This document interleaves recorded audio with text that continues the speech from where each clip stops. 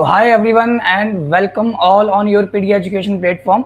और साथ में आप लोगों का स्वागत है इंजीनियर्स करियर पॉइंट पे भी। तो जैसा कि हमने एक सीरीज स्टार्ट किया है, जितने भी अभी तक ये एग्जाम हुए हैं स्टेट के अंदर, चाहे वो जूनियर इंजीनियर एग्जाम है या वो असिस्टेंट इंजीनियर का एग्जाम है, तो हम वो क्वेश्चन को सॉल्व कर रहे हैं। ठीक है, तो आज हम मेन एग्जाम का पेपर सॉल्व करने जा रहे हैं। तो ये भी हमारा पीपीएससी ने ही कंडक्ट किया था, पंजाब पब्लिक सर्विस कमीशन ने। 2016 में ये मेन एग्जाम हुआ है। तो इसमें टोटल 120 क्वेश्चन है। तो आज हम पहले 60 क्वेश्चन ही लेके आए हैं और नेक्स्ट 60 क्वेश्चन हम सेकंड सेशन के अंदर करेंगे। ठीक है, तो एक बार कंफर्म कर दो पहले क्वेश्चन से। So first question, the fix of a plane table station.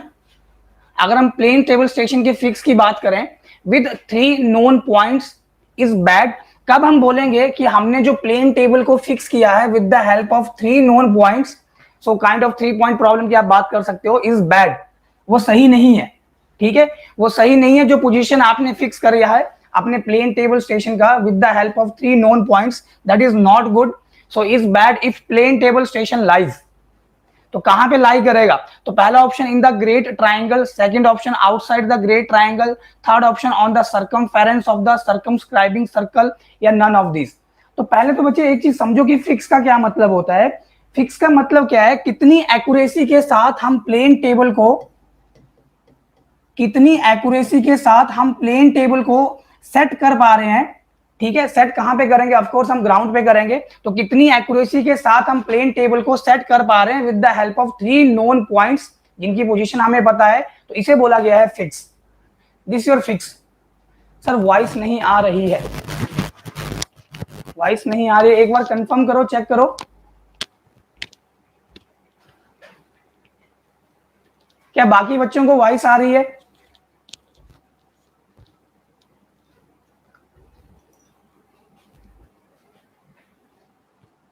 चलिए, okay, so this is tilted also, just hold on.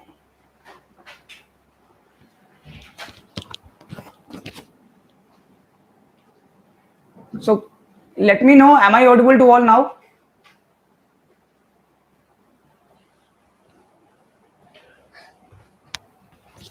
Am I audible to all?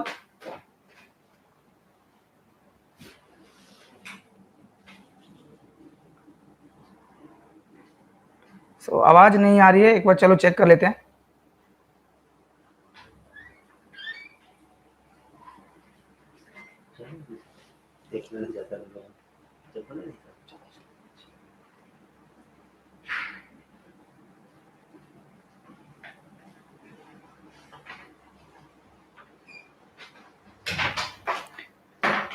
Okay, so guys, please check now.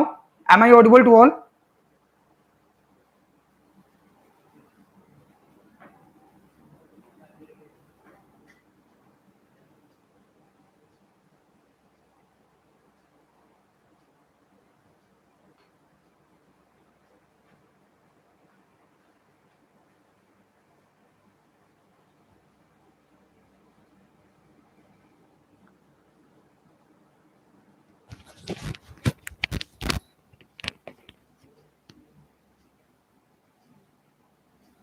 So अगर मेरी आवाज आ रही है, so please reply in the chat section.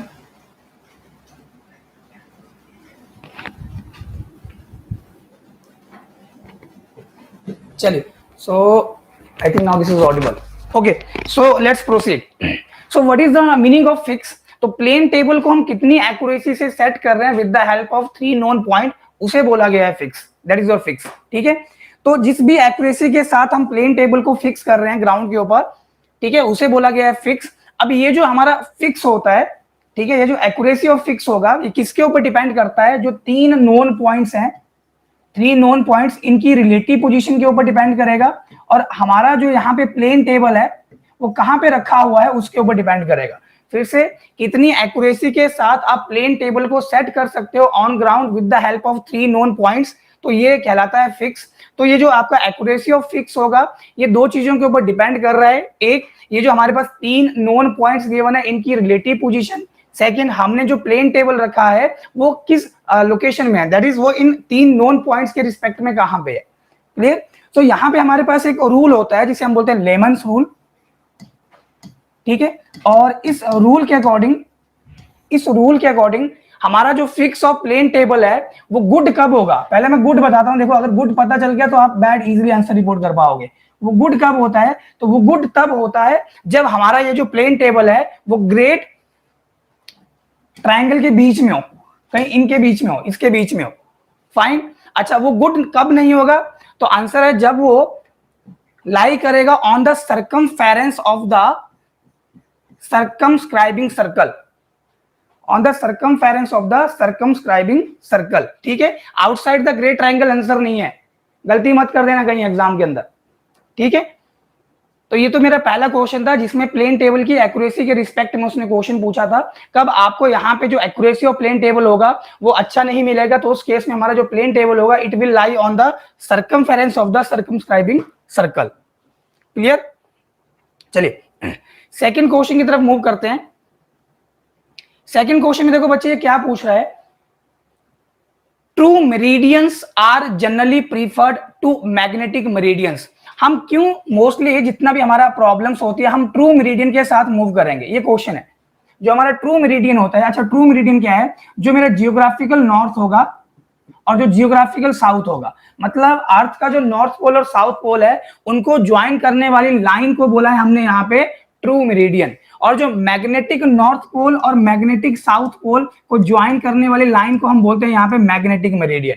अब ये ध्यान रखना, अब जो भी तुम यहाँ पे एंगल की मेजरमेंट करोगे जिन्हें हम बीरिंग बोलते हैं, ऑफ कोर्स वो हॉरिजॉन्टल एंगल होता है। अगर तुम इस true north that is geographical north के रिस्पेक्ट में एंगल लिखते हो तो वो कहलाता है आपका ट्रू बीरिंग। True bearing. अगर यही एंगल आप इस मैग्नेटिक नॉर्थ के रिस्पेक्ट में लिखते हो, ऑफ कोर्स ये हॉरिजॉन्टल एंगल है, तो ये कहलाता है आपका मैग्नेटिक बीरिंग। तो बच्चे ये जो मैग्नेटिक बीरिंग होता है ना, ये जो मैग्नेटिक बीरिंग होता है ये टाइम टू टाइम वेरी करता है और प्लेस टू प्लेस वेरी करता है। तो अगर हमें कोई बीरिंग की वैल्यू बतानी है और कोई स्टैंडर्ड हमें सेट करना है तो हम ऑफ कोर्स ऐसी चीज चाहेंगे जो हमेशा फिक्स रहे, तो हम हमेशा ही ट्रू मेरिडियन के साथ मूव करते हैं, बिकॉज इसके रिस्पेक्ट में जो भी आप एंगल की मेजरमेंट करते हो वो हमेशा कांस्टेंट होती है, फिक्स होती है। तो यहाँ पे पहला ऑप्शन बोल रहा है these converges to a point, these changes due to change in time, these remains constant या none of these। of course we will proceed with the option C। ठीक है, इसके साथ हम प्रोसीड करेंगे। क्लियर। चलो आगे बढ़ते हैं, नेक्स्ट क्वेश्चन।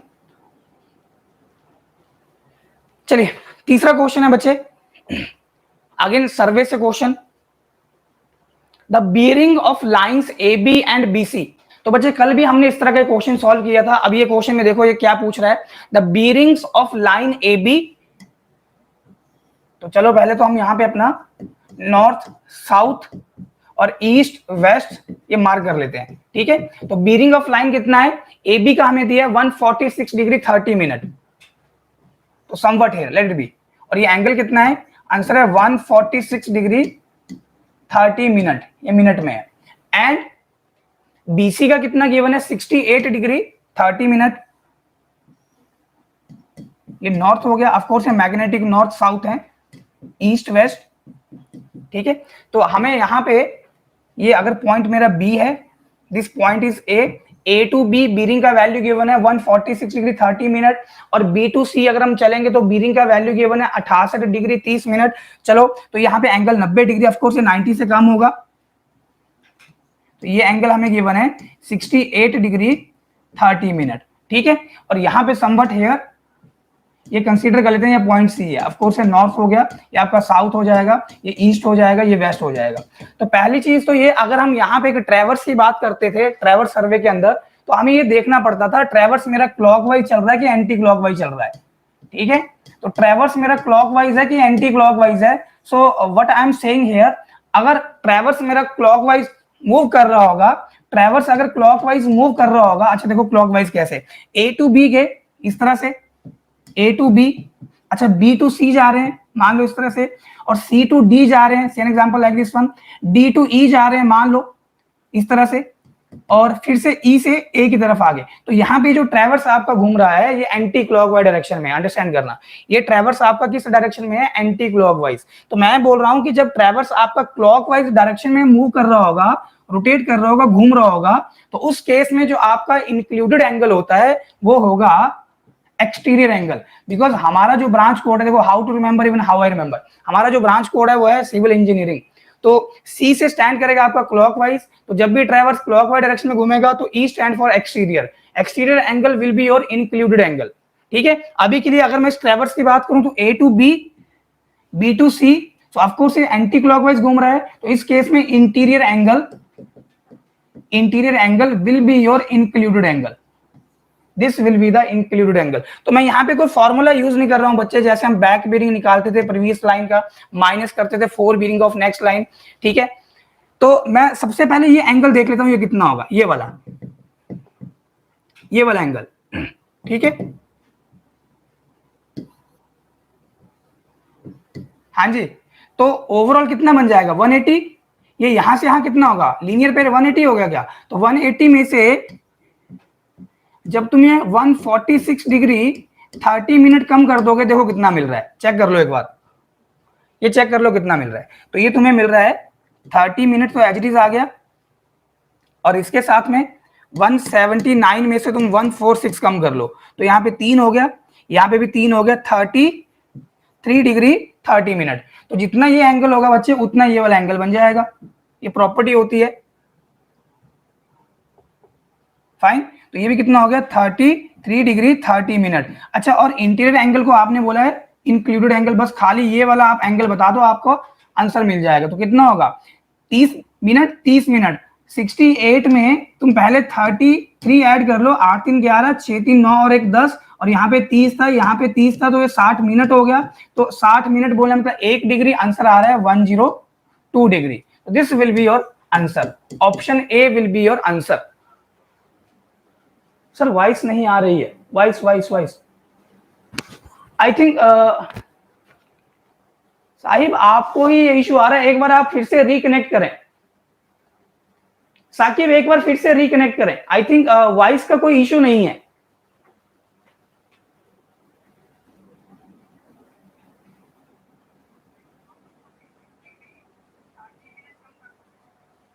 मेरे ख्याल से आपके साथ ही इशू हो रहा है।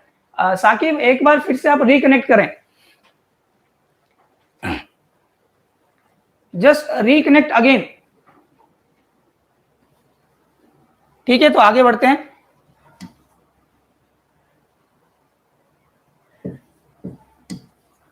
Saqib reconnect again.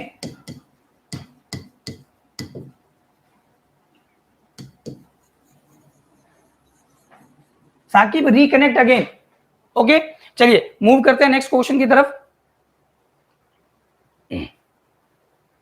हाँ जी, next question again from survey, magnetic bearing of line is this one.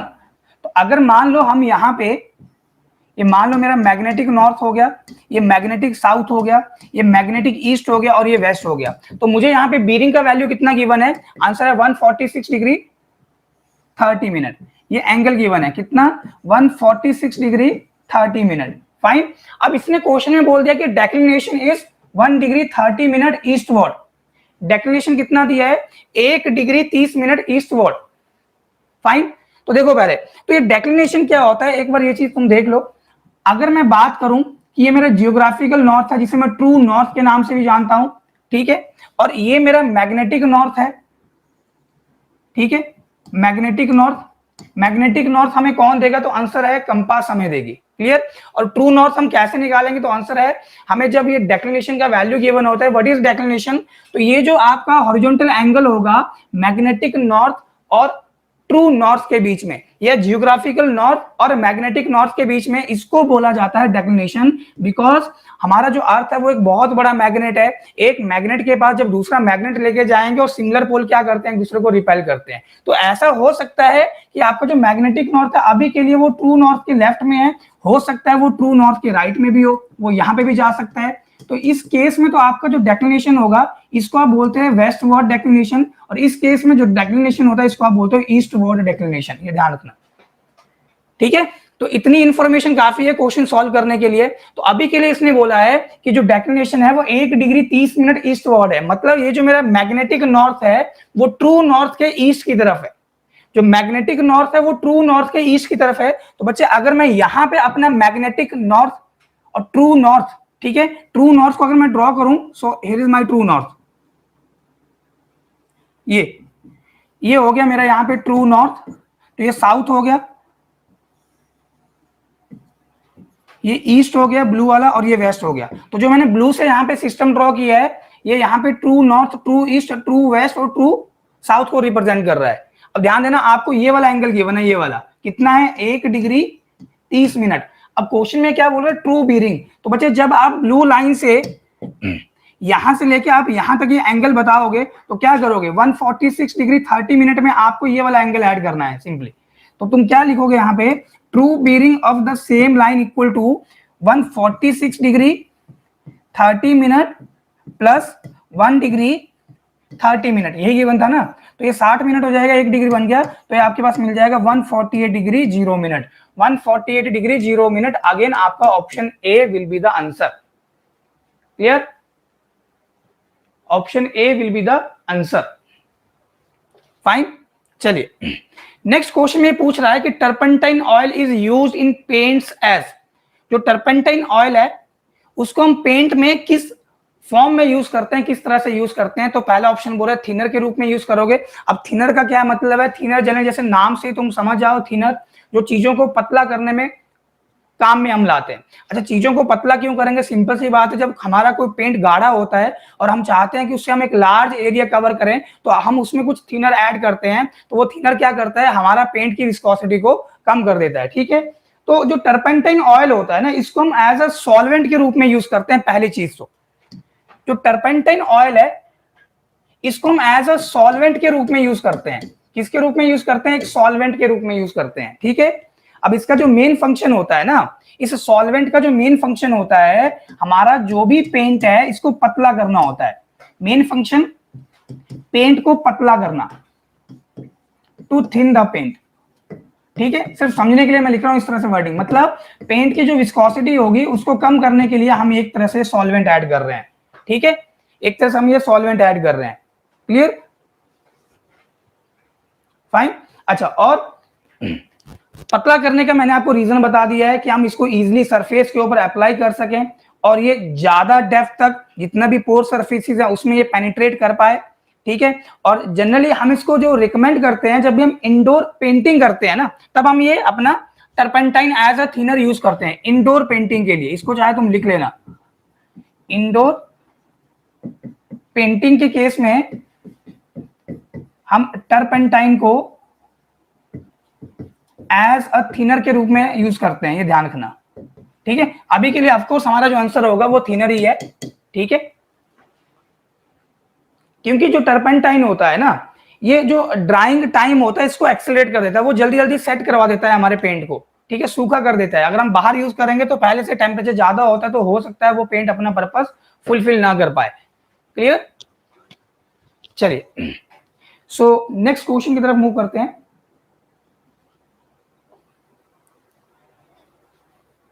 चलिए देखो, नेक्स्ट क्वेश्चन में पूछ रहा है कि जो मैस्टिक एस्फाल्ट होते हैं, जो मैस्टिक एस्फाल्ट होते हैं, इनका मेन पर्पस नॉर्मली किस काम में ये लाए जाते हैं।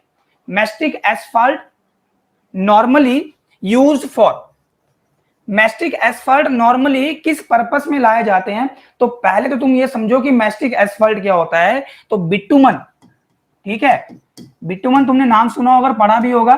ठीक है, तो बिटुमन जो एक पेट्रोलियम बाई प्रोडक्ट है, जो पेट्रोल बनने के बाद जो रेजिड्यू बचता है उसमें हम कुछ प्रोसेसेस यूज करते हैं, मिनरल ऑयल्स मिलाते हैं और अपना बिटुमन बनाते हैं। ठीक है, तो बिटुमन के साथ जब आप क्या करते हो, कुछ फाइन एग्रीगेट आप मिला देते हो बिटुमन के साथ।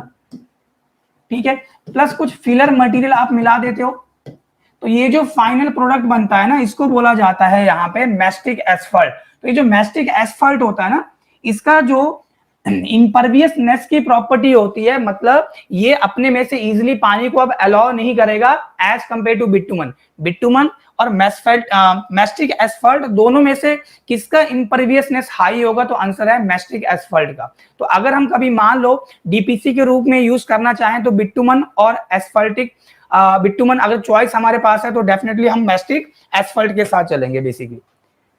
ठीक है, क्लियर। अच्छा, अब ये मैस्टिक एसफल्ट क्या करता है, एक तो ये वाइब्रेशन को ना बहुत अच्छे से एब्जॉर्ब करता है। Mastic asphalt absorbs vibrations very effectively, बहुत अच्छे से वाइब्रेशन को ये क्या करता है, एब्जॉर्ब कर लेता है। अगर ये वाइब्रेशन को एब्जॉर्ब कर लेगा तो डेफिनेटली ब्रिज डेक स्लैब के ऊपर जो हम यहाँ पे वीरिंग कोर्स प्रोवाइड करते हैं वो मेरा मैस्टिक एसफल्ट का ही होता है बेसिकली, ठीक है, बिकॉज वहां पे वाइब्रेशनल इफेक्ट बहुत ज्यादा होंगे, ठीक है, क्लियर। चलिए, तो किस पर्पस में, ऑल दो मैंने आपको बताया इसका जो डैम्प प्रूफ प्रॉपर्टी है ना, एक तो बिटुमन हो गया सिंपली, और एक टार हो गया, और एक मेरा मैस्टिक एसफल्ट हो गया, ठीक है, नाम याद रखना, ठीक है। ऑल दो ये बिटुमिनस मटेरियल है, तो बिटुमन और टार इन दोनों में से आप किसको यूज करोगे, अगर मान लो आपको एज अ छत टपक रहा है और छत में आपको क्या करना है, रूफ प्रूफिंग करवाना है, तो आप टार के साथ ना जाके आप बिटुमन के साथ जाते हो, बिकॉज बिटुमन की जो प्रॉपर्टी है वो काफी अच्छी होती है लीक प्रूफिंग की एज कंपेयर टू टार। लेकिन अगर मान लो हमारे पास मैस्टिक एसफल्ट भी है, तो उस केस में मैस्टिक एसफल्ट आपका बहुत ही अच्छे से रिस्पॉन्ड करता है, बेटर रेजिस्टेंस प्रोवाइड करता है लीकेज को, तो वहां पे आप क्या करोगे, मैस्टिक एसफल्ट के साथ मूव करोगे। तो चलिए ऑप्शन पढ़ते हैं। Mastic asphalt is normally used for sound insulation, no.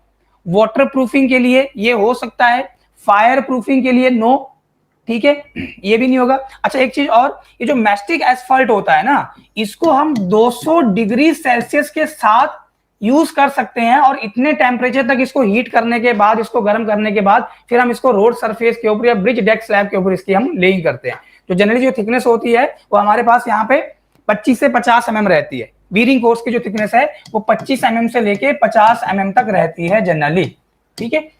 तो आंसर जो यहाँ पे बन रहा है एप्रोप्रिएट ऑप्शन यहाँ पे बी ही हमें मिल रहा है, वाटर प्रूफिंग के लिए यूज करेंगे, answer will be water proofing, clear. चलिए नेक्स्ट क्वेश्चन की तरफ मूव करते हैं।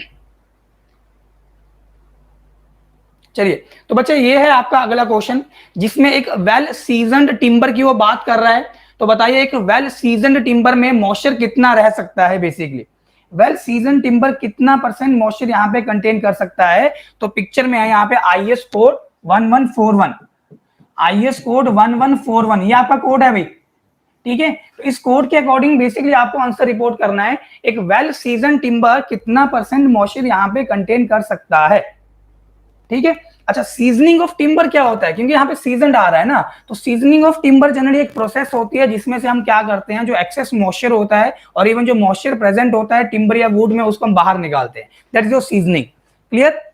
अब मॉइस्चर कंटेंट अगर कम होगा, तुमको सोचो, अगर ये वाटर कंटेंट स्मॉल डब्ल्यू में बोल देता हूं, अगर ये मॉइस्चर कंटेंट कम होगा, व्हाट विल हैपन, तो जो स्ट्रेंथ होगा मेरे टिम्बर का वो बढ़ जाएगा, तो ऑफ कोर्स हमें सीजनिंग करने की जरूरत है कि नहीं। और क्या होगा, जो इलास्टिसिटी होगी मेरे टिम्बर की वो भी बढ़ जाएगी, और क्या होगा, ड्यूरेबिलिटी भी बढ़ जाएगी, लॉन्ग लास्टिंग होगा वो टिम्बर, और इन शॉर्ट उसका जो वेट होगा वो काफी हद तक कम भी हो जाएगा, ट्रांसपोर्ट करने के लिए भी हमारे पास सही रहेगा बेसिकली। तो एक वेल सीजन टिम्बर 10 से 12% मॉइस्चर कंटेन करता है। अगर अच्छे से हमने टिम्बर को सीजन कर दिया है, उसके बाद भी उसमें 10 से 12% जो भी उसका वेट होगा, उसका 10 to 12% कर लो, उतना उसके अंदर आपको मॉइस्चर मिलने वाला है, क्लियर।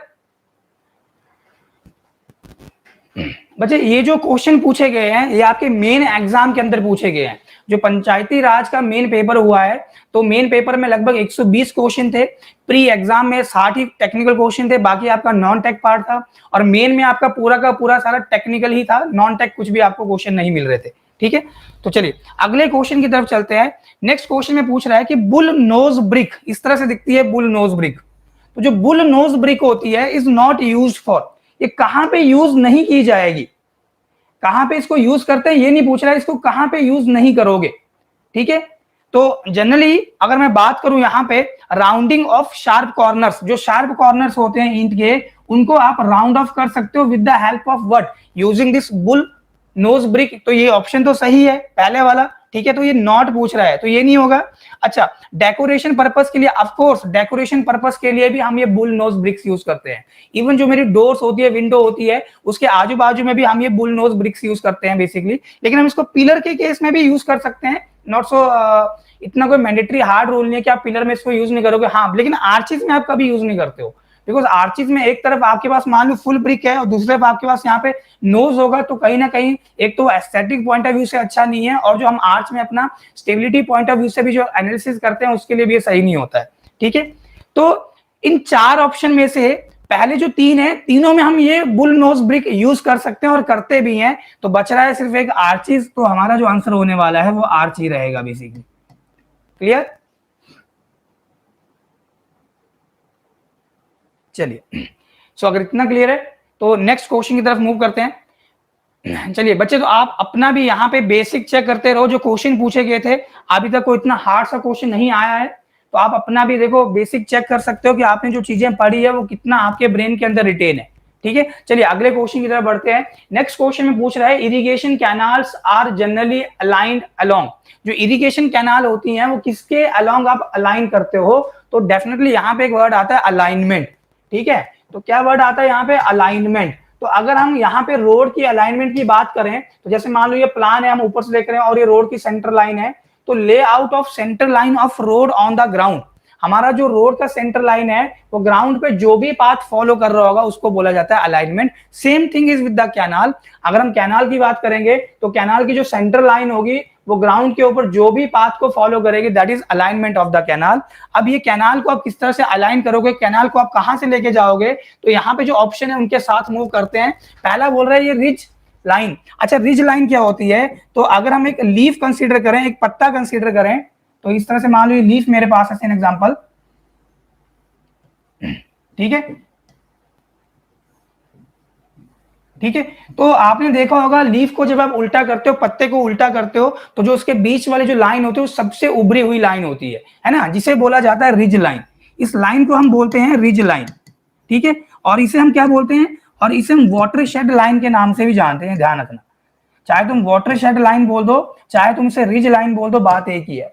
तो बच्चे ये वाली जो लाइन होती है ये टॉप मोस्ट लाइन होगी। अगर इसके अलोंग तुम अपना कैनाल बना रहे हो, कोई चैनल बना रहे हो, तो व्हाट विल हैपन, तो आपको यहाँ पे जो क्रॉस ड्रेनेज वर्क्स बनाना पड़ेगा वो ना के बराबर है। मतलब कोई भी यहाँ पे नेचुरल ड्रेन फॉल नहीं करेगा इसके अलाइनमेंट के अंदर। और ये जो कैनाल होती है वो अपने दोनों तरफ के एरिया को इरिगेट करती है। तो इस वाटर शेड कैनाल या रिज कैनाल से आप मैक्सिमम एरिया को इरिगेट कर सकते हो, ठीक है। तो अभी के लिए तो रिज कैनाल तो वो कैनाल होगी जो अलोंग द रिज है। अच्छा, कंटूर कैनाल क्या होता है, जो भी यहाँ पे हमारे कंट्री का कंटूर होगा, तो जैसे मान लो हमने ये सपोज इस तरह से हमारे पास ये हिल टाइप की सिचुएशन है, पहाड़ी है, ठीक है, और मान लो ये कंटूर है। ऑल्दो कंटूर हमारे पास इमेजिनरी लाइंस होती है जो हमें दिखते नहीं है, लेकिन अभी के लिए मान लो कुछ ऐसा है, तो मेरी जो यहाँ पे कैनाल है वो कुछ ऐसे आ रही है, मान लो इस तरह से कैनाल का पानी आ रहा है, मान लो डायरेक्शन ऑफ फ्लो है, तो डेफिनेटली इस कंटूर के नीचे वाली साइड का जो आरएल होगा वो कम होगा, रिड्यूस लेवल कम होगा, और इस कंटूर के ऊपर वाले जो कंटूर होंगे डेफिनेटली उनका सभी का जो आरएल होगा वो हाई होगा। और हमें पता है कैनाल के अंदर जो वाटर फ्लो करता है वो ग्रेविटी के कारण करेगा।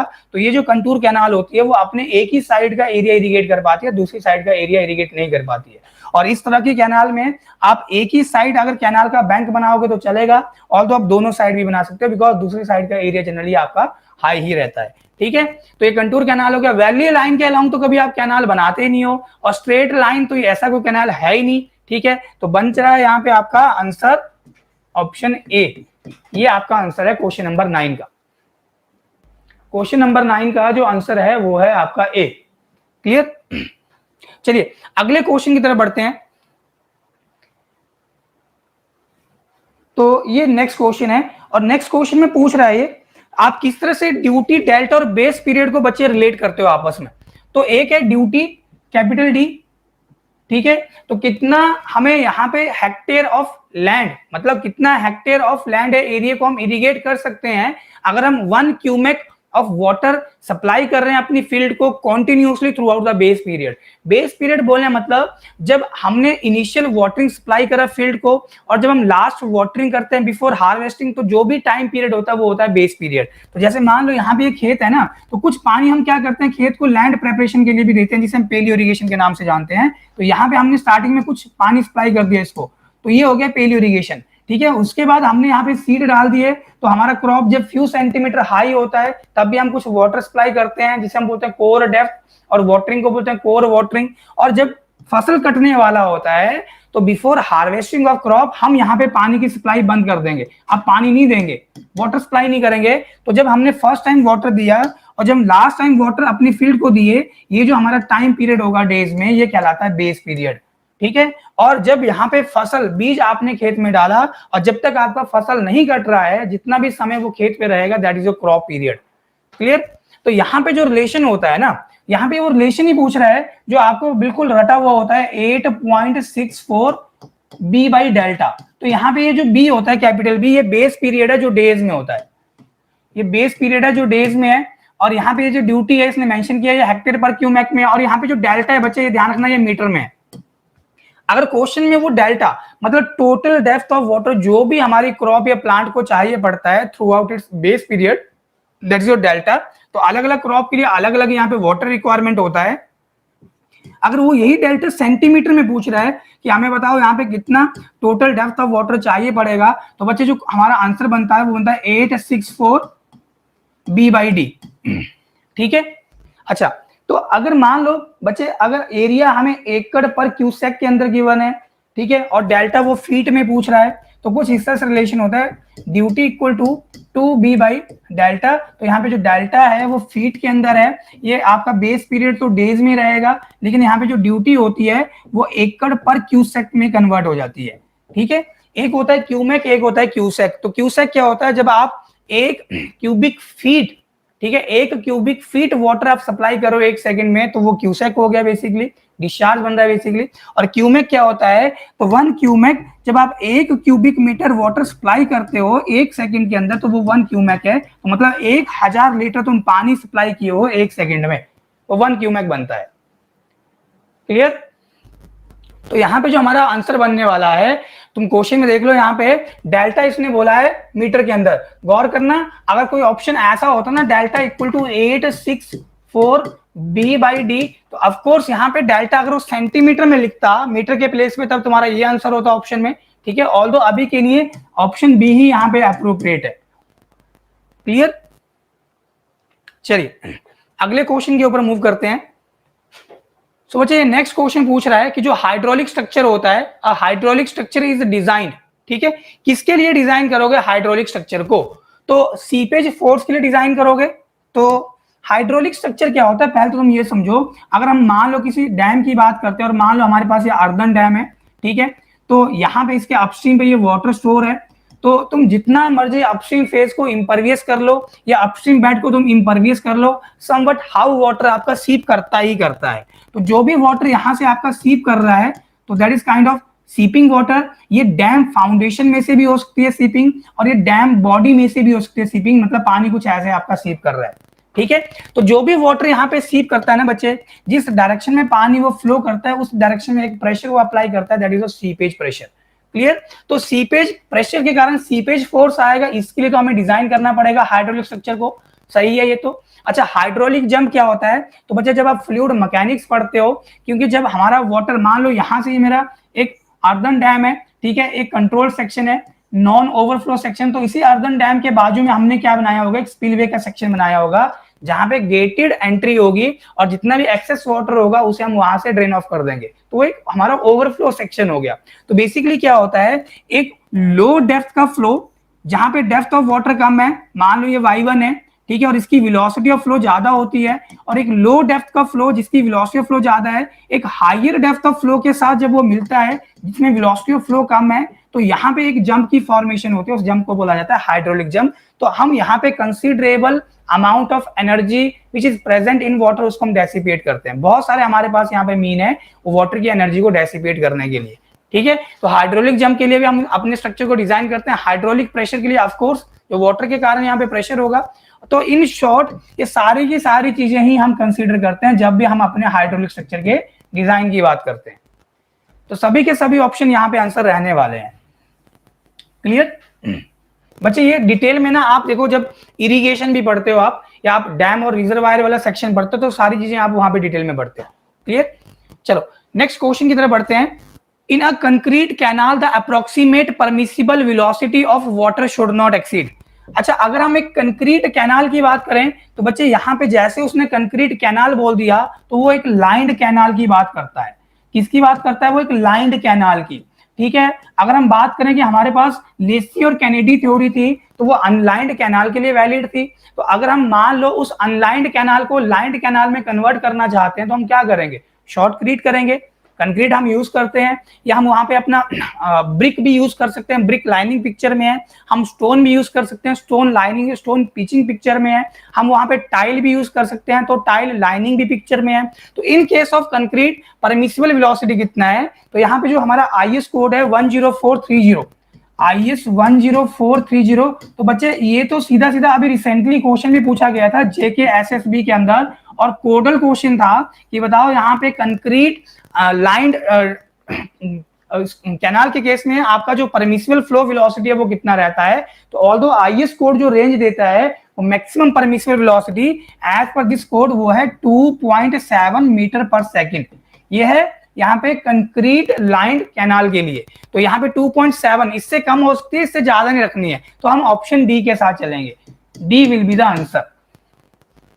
ठीक है, स्टोन पिच्ड लाइनिंग होगी उसके लिए 1.5 है। ये वाला जो ऑप्शन है ये किसके लिए होगा? अगर उसने स्टोन पिच्ड लाइनिंग लिखा होता, स्टोन पिच्ड लाइनिंग, मतलब आपने क्या किया है?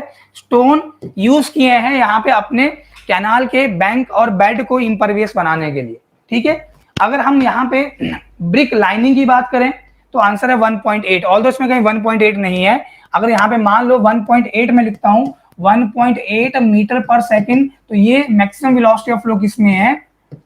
जब आप अपनी कैनाल के अंदर ब्रिक लाइनिंग किए हो। ध्यान रखना बच्चे, ये क्वेश्चन आ चुका है, तो देख सकते हो रिपीटेड क्वेश्चन है। अभी 2022 में पूछा गया, 2016 का क्वेश्चन था बेसिक, और आ चुका है। तो इसलिए मैं बार बार बोलता हूं, अगर आप लास्ट 10 to 15 ईयर्स के क्वेश्चंस लगा रहे हो और विद कंसेप्ट आप सारी चीजों को गो थ्रू कर रहे हो, तो डेफिनेटली एग्जाम के अंदर जो आप छोटी छोटी गलतियां करते हो ना, और कई बार आपको ऐसा लगता है कि ये क्वेश्चन तो बिल्कुल नया होगा, तो वो नई चीज आपके लिए नहीं होगी, और कहीं ना कहीं जो आप सिली मिस्टेक्स भी करते हो उनको भी आप काफी हद तक रोक सकते हो। ठीक है, चलिए, यही एक तरीका होता है बेसिकली चीजों को एनालाइज करने का। अगले क्वेश्चन की तरफ बढ़ते हैं। तो नेक्स्ट क्वेश्चन में पूछ रहा है एज पर IS 1172, हाँ जी देख लो कोड, तो ये है आपका क्वेश्चन बेसिकली इन्वायरमेंट से। As per IS 1172-1963 water required per head, water required per head per day for average domestic purpose. अच्छा, डोमेस्टिक पर्पस के लिए पर बंदे को एक दिन में कितनी पानी की रिक्वायरमेंट होगी, कितनी वो पानी की खपत करेगा? तो सीधा सा आंसर है 135 लीटर चाहिए होता था पर कैपिटा पर डे, है कि नहीं? Per capita per day. अगर हम यहाँ पे कमर्शियल यूज की बात करते थे तो वो रिक्वायरमेंट अलग था, डोमेस्टिक पर्पस के लिए रिक्वायरमेंट अलग है। क्लियर? तो इसमें जैसे हम ड्रिंकिंग के लिए वाटर यूज कर रहे हैं, कुकिंग के लिए हमें पानी चाहिए, हमें नहाने के लिए पानी चाहिए, हमें कपड़े धोने के लिए पानी चाहिए, तो ये सारी की सारी चीजें हमारा डोमेस्टिक वाटर डिमांड के अंदर कंसीडर किया गया है।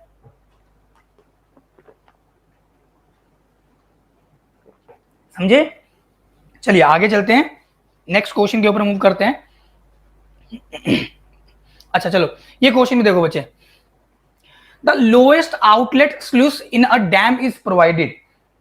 ठीक है, तो पहले मैं यहां पे कुछ चीजें आपको क्लियर करता हूं, फिर ये क्वेश्चन के ऊपर मूव करेंगे।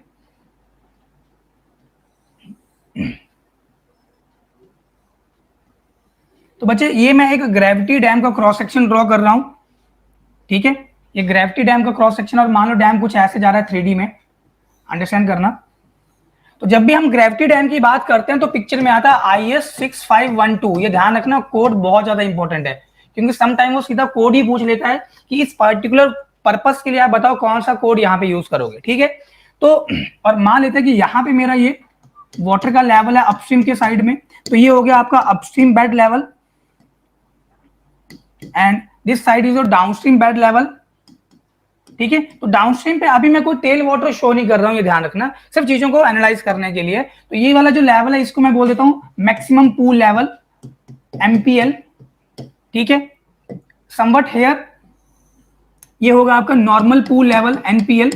अच्छा बच्चे, तो इसी ग्रेविटी डैम में ना यहाँ पे ओपनिंग्स होती हैं, मतलब एक स्पिलवे का सेक्शन होगा। जब भी आपके पास एक्सेस वाटर आता है तो उस एक्सेस वाटर को इफेक्टिवली बाहर निकालने के लिए हमारे पास स्पिलवे का सेक्शन होता है, और जो स्पिलवे बना होगा मोस्टली वो कुछ इस तरह की प्रोफाइल में होगा, ओगी प्रोफाइल में, लाइक दिस वन।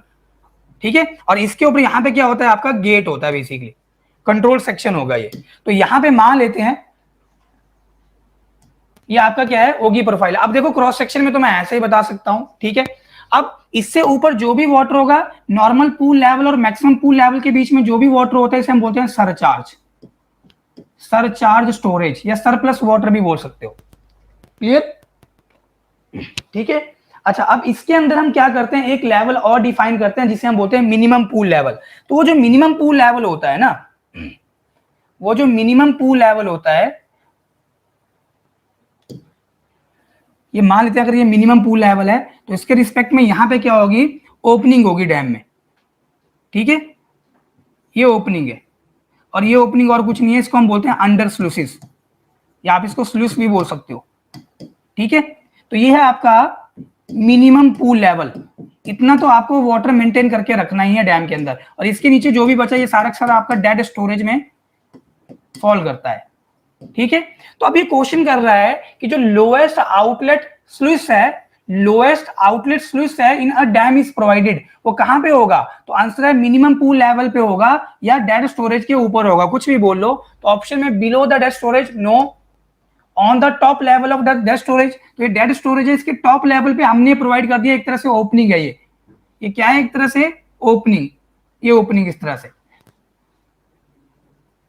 ठीक है। On the top level of the useful storage, this your useful storage, ये है आपका यूजफुल स्टोरेज, ठीक है। तो यूजफुल स्टोरेज के अगर तुम टॉप लेवल पे प्रोवाइड करोगे, यहां पे तो तुम्हारा क्या है, ये तो स्पिलवे हो गया ना।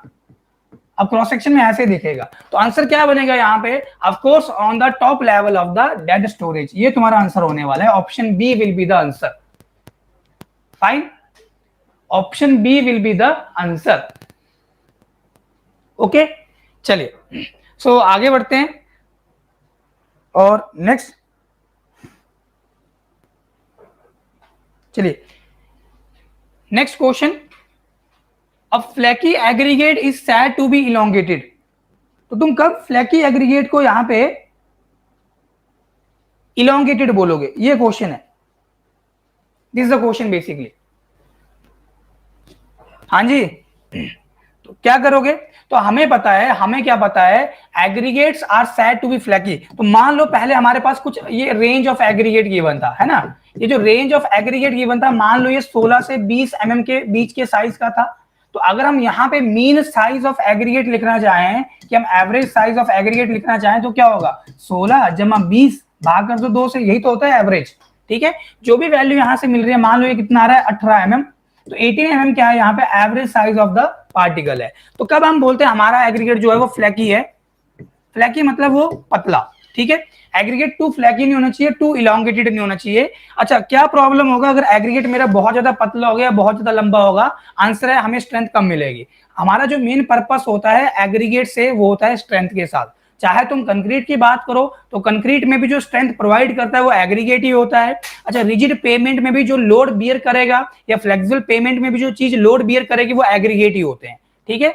चलिए, तो यहाँ पे aggregates are said to be flaky कब, व्हेन लीस्ट डायमेंशन, जो सबसे छोटी डायमेंशन होगी, when least dimension is less than 3/5 of mean dimension, यही होता है ना सर, 3/5 ऑफ मीन डायमेंशन, ठीक है। 3/5 कितना बन जाएगा, 0.6 टाइम हो गया, क्लियर। अच्छा, एग्रीगेट को तुम कब बोलोगे वो इलोंगेटेड है, aggregates are said to be elongated when greatest dimension, जो सबसे बड़ी डायमेंशन होगी एग्रीगेट की, और ग्रेटेस्ट डायमेंशन और कुछ नहीं है, एग्रीगेट की लेंथ की होती है। एग्रीगेट बहुत ज्यादा लंबा भी नहीं होना चाहिए, टू फ्लैकी होगा या टू इलोंगेटेड होगा, both are possessing less strength. तो कब होगा तुम्हारा एग्रीगेट, ठीक है, when greatest dimension is greater than what, हाँ जी, 9/5 times of the mean size या मीन डायमेंशन, यही आंसर है ना। कितना बनता है ये, 1.8 टाइम्स बनता है ना ये, और करके 1.8 times of the mean size of the aggregate, clear. अच्छा, 1.8 टाइम बोलने का मतलब क्या है, ग्रेटेस्ट डायमेंशन और कुछ नहीं है, यहाँ पे एग्रीगेट का लेंथ ही होगा। अगर एग्रीगेट की लेंथ मीन साइज के 1.8 से ज्यादा होगी, 1.8 से ज्यादा कितना, 2 के बहुत ही करीब है, तो हम यहाँ पे क्या बोलेंगे, a flaky aggregate is said to be elongated if its length is twice the mean size. 1.8 तो कहीं है ही नहीं, है कि नहीं, तो 1.8 के नियर में ऑप्शन क्या है, ट्वाइस। तो हम किसके साथ चलेंगे, ऑप्शन बी के साथ। क्लियर, ऐसे ही तुम मूव करोगे ना चीजों के साथ। चलिए आगे बढ़ते हैं। तो बच्चे नेक्स्ट क्वेश्चन है ये तुम्हारा IS 456 से, ये जो तुम्हारा क्वेश्चन नंबर 16 है, यह है IS 456 2000 and this is the bible for the civil engineering.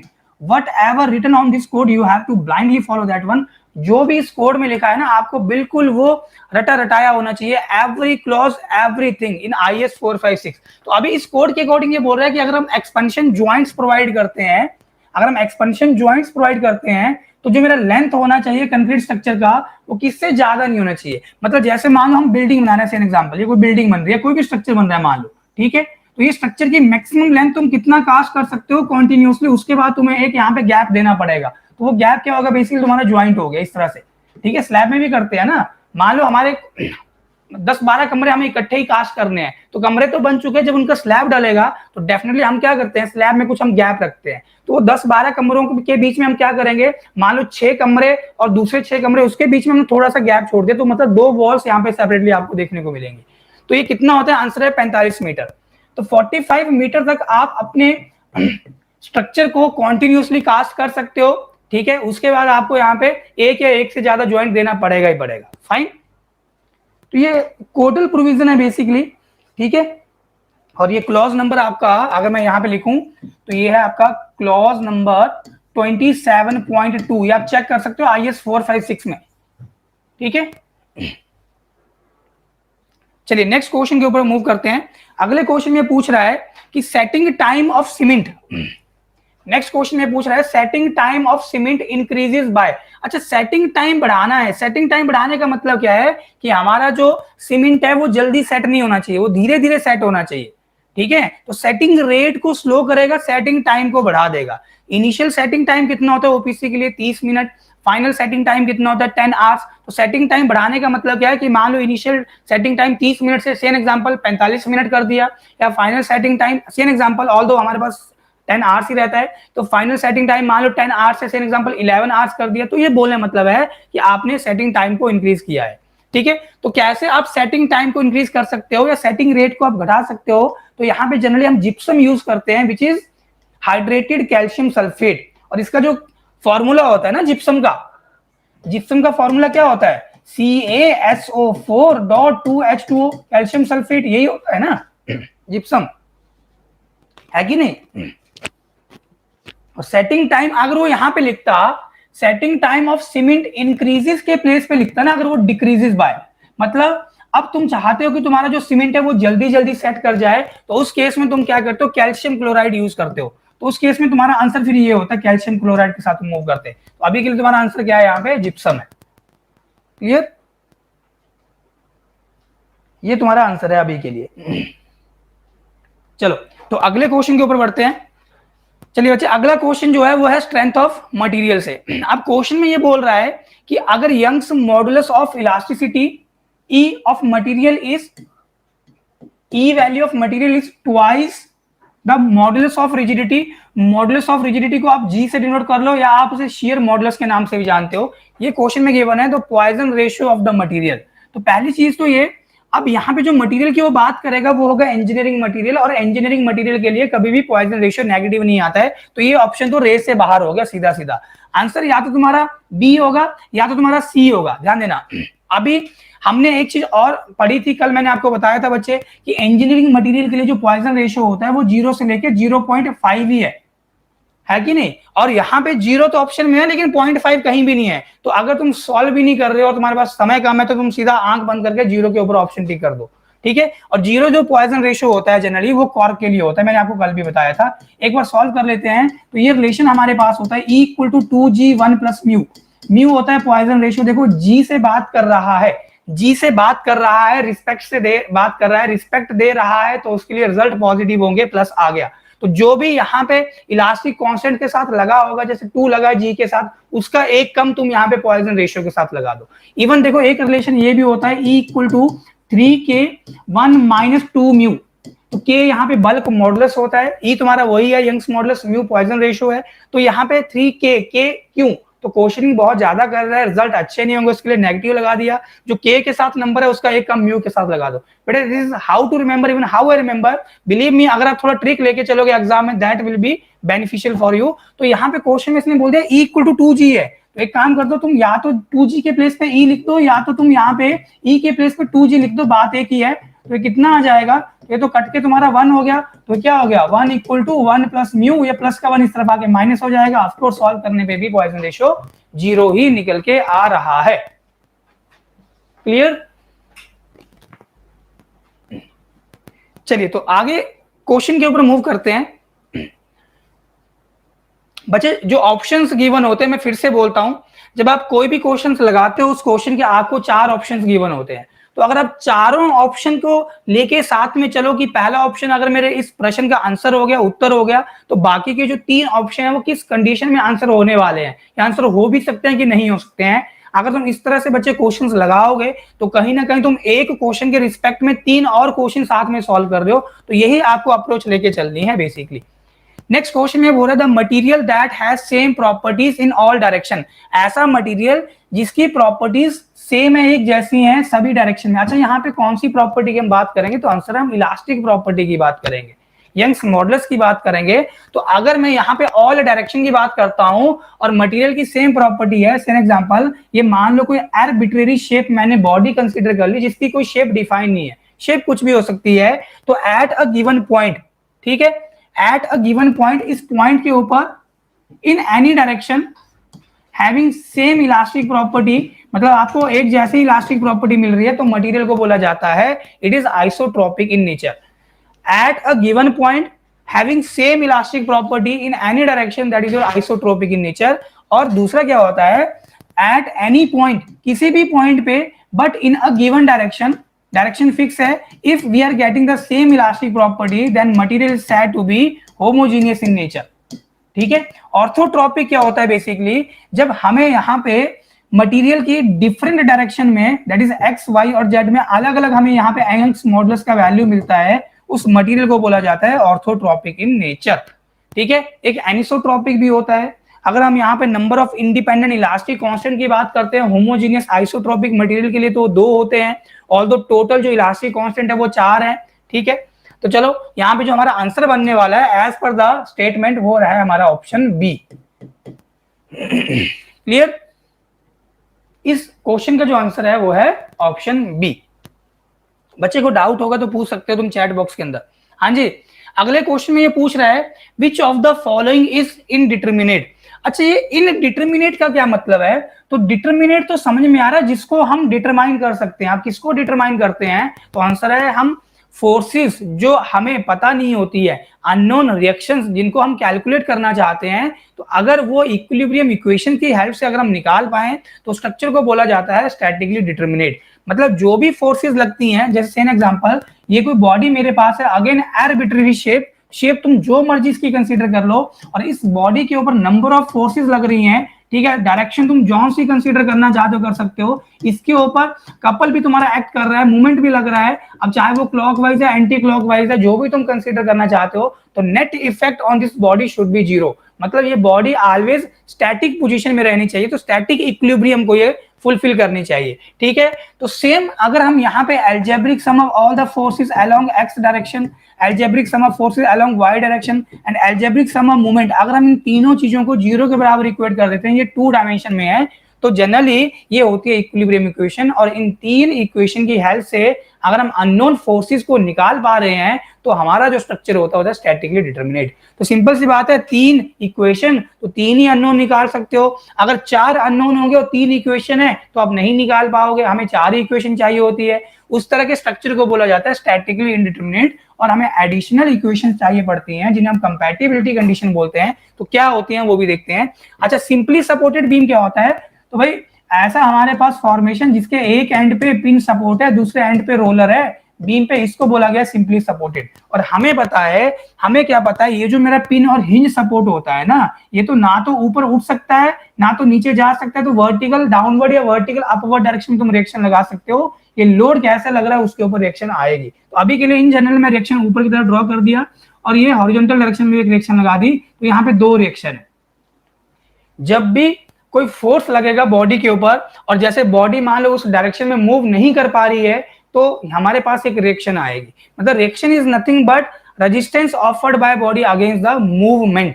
ठीक है, तो सिमिलरली यहाँ पे ये रोलर है, एक्स डायरेक्शन में धक्का दोगे तो रोलर तो मूव कर जाएगा। चेयर कंसीडर कर लो जिसके नीचे टायर लगे हैं, लेकिन जैसे तुम चेयर पे बैठते हो नीचे से रिएक्शन मिलता है बेसिकली, इवन वो चेयर अपनी एक्सिस के अबाउट भी घूम जाती है, तो वो तुम्हारा यही केस हो गया।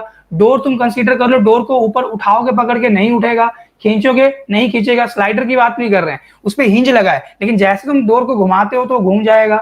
When ever rotation is allowed, जब भी कभी बच्चे आपकी कोई भी चीज घूम रही होगी दैट इज रोटेशन अलाउड होगी। whenever rotation is allowed it means bending moment is zero, simply कुछ भी नहीं सोचना है। तो यहाँ पे मूवमेंट जीरो होता है बिकॉज रोटेशन इज अलाउड, यहाँ पे भी मूवमेंट जीरो होता है बिकॉज रोटेशन इज अलाउड। ठीक है, तो यहाँ पे तो तीन ही हमारे पास अननोन फोर्सेज हैं और तीन इक्विलिब्रियम इक्वेशन है, ये तो आपका डिटर्मिनेट है। अच्छा ये देखो प्रोप्ड कैंटिलीवर, प्रोप्ड कैंटिलीवर में क्या होता है, एक एंड फिक्स है और दूसरे एंड पे यहाँ पे हमने रोलर लगाया हुआ है, तो ये बन गया आपका प्रोप्ड कैंटिलीवर। तो फिक्स एंड पे तो तीन रिएक्शन मिलती हैं, तीन रिएक्शन कौन सी, एक वर्टिकल, एक हॉरिजॉन्टल और एक फिक्स्ड एंड मूवमेंट, तो तीन यहाँ पे होगी। और रोलर के लिए हमें एक ही रिएक्शन मिला, तो टोटल कितना हो गया, चार। अब चार अननोन फोर्सेज हैं, तीन इक्विलिब्रियम इक्वेशन है। ऑफ कोर्स ये स्टैटिकली इनडिटरमिनेट बनेगा, बट रुको, इसने यहाँ पे बोला है a propped cantilever beam with internal hinge, तो यहाँ पे उसने कहीं हिंज दे दिया। और हमें पता है, हमें क्या पता है, अगर मैं एक हिंज की बात करता हूं तो हिंज पे क्या जीरो होता है, आंसर है बेंडिंग मोमेंट। तो यहाँ से एक एडिशनल इक्वेशन आपको और मिलेगी, तीन इक्वेशन आपके पास पहले थी, चौथी ये होगी, तो ये भी एक स्टैटिकली डिटरमिनेट आपका बीम बन गया। अच्छा कैंटिलीवर, तो कैंटिलीवर तो पहले से आपके पास एक स्टैटिकली डिटरमिनेट होता है बिकॉज यहाँ पे तीन रिएक्शन, तीन ही इक्विलिब्रियम इक्वेशन, तो बच रहा है सिर्फ ऑप्शन डी, ऐसा बीम जिसके दोनों एंड फिक्स हैं, basically that is kind of fixed beam.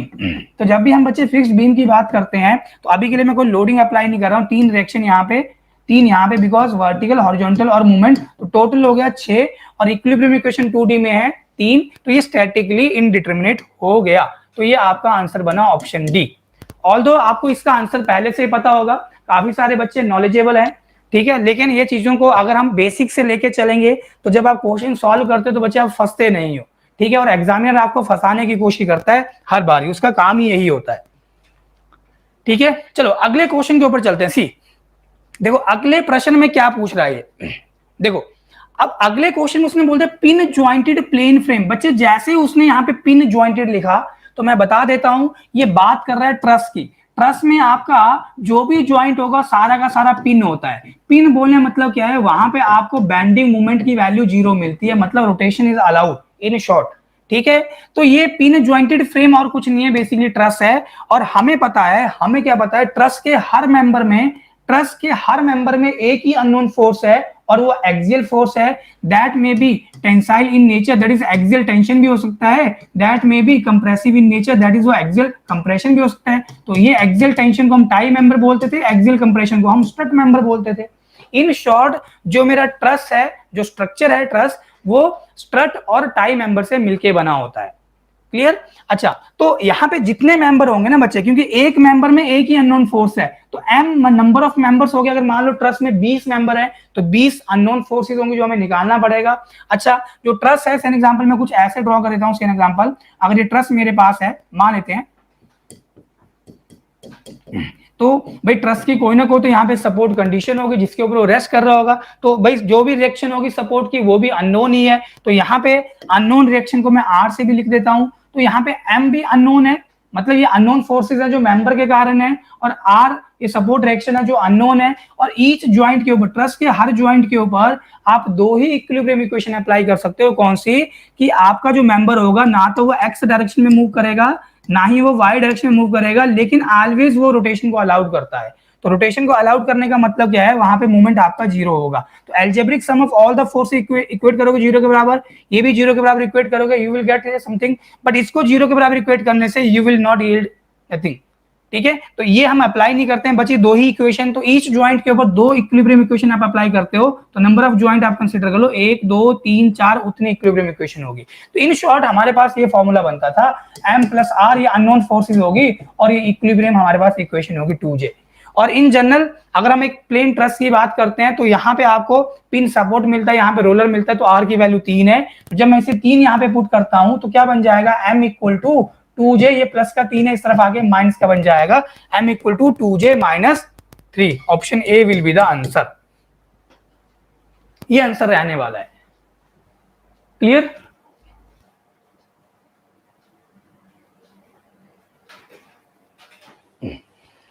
चलिए तो आगे बढ़ते हैं। सभी को हाय मेरी तरफ से, ठीक है? अभी 1 घंटा हो चुका है, अभी बच्चे हाय कर रहे हैं, सभी को हाय, ठीक है? चलिए आगे बढ़ते हैं और next question, a cantilever beam with varying intensity of load W। एक कैंटिलीवर बीम गिवन है जिसमें यूवीएल लग रहा है, कैंटिलीवर बीम के ऊपर यूवीएल लग रहा है भाई। क्वेश्चन के अंदर कैंटिलीवर बीम के ऊपर आपको यूवीएल गिवन है, फिक्स्ड एंड के ऊपर आपको इंटेंसिटी गिवन है स्मॉल w, और फ्री एंड के ऊपर जो इंटेंसिटी गिवन है वो 0। तो एक काम करते हैं, इसका पिक्चर ड्रॉ कर लेते हैं और कैसे ये होगा वो देख लेते हैं। तो ये मान लेते हैं हमारे पास यहाँ पे केस कुछ ऐसा है, ठीक है? ये एंड फिक्स्ड है, यहाँ पे कितना है आपके पास लोड का इंटेंसिटी, तो आंसर है स्मॉल w, और ये आपके पास लोडिंग दिया हुआ है कैंटिलीवर बीम के ऊपर, ठीक है? और ये लेंथ कितनी है ये गिवन नहीं है, लेकिन अगर हम ऑप्शन देखें तो कैपिटल L पिक्चर में आ रहा है, तो हम कैपिटल L यहाँ पे लेंथ कंसीडर कर लेते हैं। हाँ जी, तो तुम क्या करो, मैंने आपको पहले भी बताया था बच्चे, तुम यहाँ पे इस लोडिंग डायग्राम का जो एरिया होगा वो तुम्हारा क्या बनने वाला है, बेसिकली फोर्स बनने वाला है। तो इसका एरिया कितना होगा रेड वाले का, तो आंसर है ये जो रेक्टेंगल है इसका हाफ हो जाएगा। या अगर तुम्हें सीधा फॉर्मूला पता है बहुत अच्छी बात है, कुछ ऐसे बच्चे होंगे जिन्हें फॉर्मूला पता नहीं होता है, इसलिए मैं रेक्टेंगल कंसीडर किए थे। तो यहाँ पे एरिया क्या क्या निकलेगा इसका, तो आंसर है हाफ ऑफ बेस L है, हाइट W है, तो इन शॉर्ट बन जाएगा WL/2। और कहाँ पे लगता है, आंसर है इसके सेंट्रोइड पे लगेगा, इस एरिया के प्लेन फिगर के सेंट्रोइड पे। तो डिस्टेंस कितना होता है, आंसर है L/2, और यहाँ से डिस्टेंस कितना, तो आंसर है 2L/2। तो यहाँ पे मुझे पता है ये एंड मेरा फ्री है, तो फ्री एंड पे तो मूवमेंट 0 होता है, और फिक्स एंड पे तो आपको फिक्स्ड एंड मूवमेंट मिलेगा। तो बच्चे तुम यहाँ पे फिक्स्ड एंड मूवमेंट लिख लो कितना है, वही तुम्हारा यहाँ पे आंसर होने वाला है। और हमें पता है, हमें क्या पता है, अगर मुझे यहाँ पे मूवमेंट लिखना है तो फोर्स इंटू परपेंडिकुलर डिस्टेंस हो जाएगा, WL/2 इंटू L/3, तो आंसर हो जाएगा WL²/6। अभी मैं साइन की बात नहीं कर रहा हूँ, पॉजिटिव है कि नेगेटिव है, खाली उसने मैग्नीट्यूड पूछा है यहाँ पे, तो WL²/6 will be the answer. ये रहने वाला है इस क्वेश्चन का आंसर। क्लियर?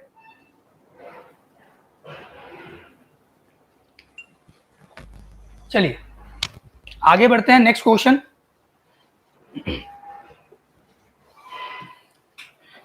चलिए गाइस, ये आप लोगों के लिए क्वेश्चन है, मुझे फटाफट से इसका आंसर बताएं, मुझे फटाफट से इसका आंसर बताएं। और जिन बच्चों की स्ट्रेंथ ऑफ मटेरियल की क्लास चल रही है,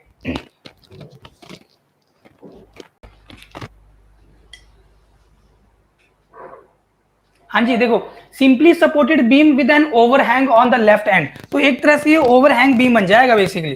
तो चलो इसके अकॉर्डिंग ये ओवरहैंग हो गया है ना, तो यहाँ पे तुम रोलर लगा लो चाहे। अगर तुम इसका फ्री बॉडी डायग्राम कंसीडर करते हो, मैं डायरेक्टली यहाँ पे फ्री बॉडी डायग्राम ही ड्रॉ करता हूँ, सॉल्व करने में आसानी होगी। तो ये सपोर्ट है, ये सपोर्ट है, ये एंड तुम्हारा क्या कर रहा है, ओवरहैंग कर रहा है। अच्छा, और ओवरहैंग लेफ्ट साइड में है ना, ये तो राइट साइड हो गया ना, यहाँ पे ओवरहैंग है ये लेफ्ट साइड में, और इसके ऊपर क्या कर रहा है, यूडीएल यूनिफॉर्मली डिस्ट्रीब्यूटेड लोड लग रहा है, और intensity okay nothing is given to us, the correct variation of the bending moment diagram. हाँ जी, बेंडिंग मोमेंट डायग्राम पूछ रहा है कैसे बनेगा,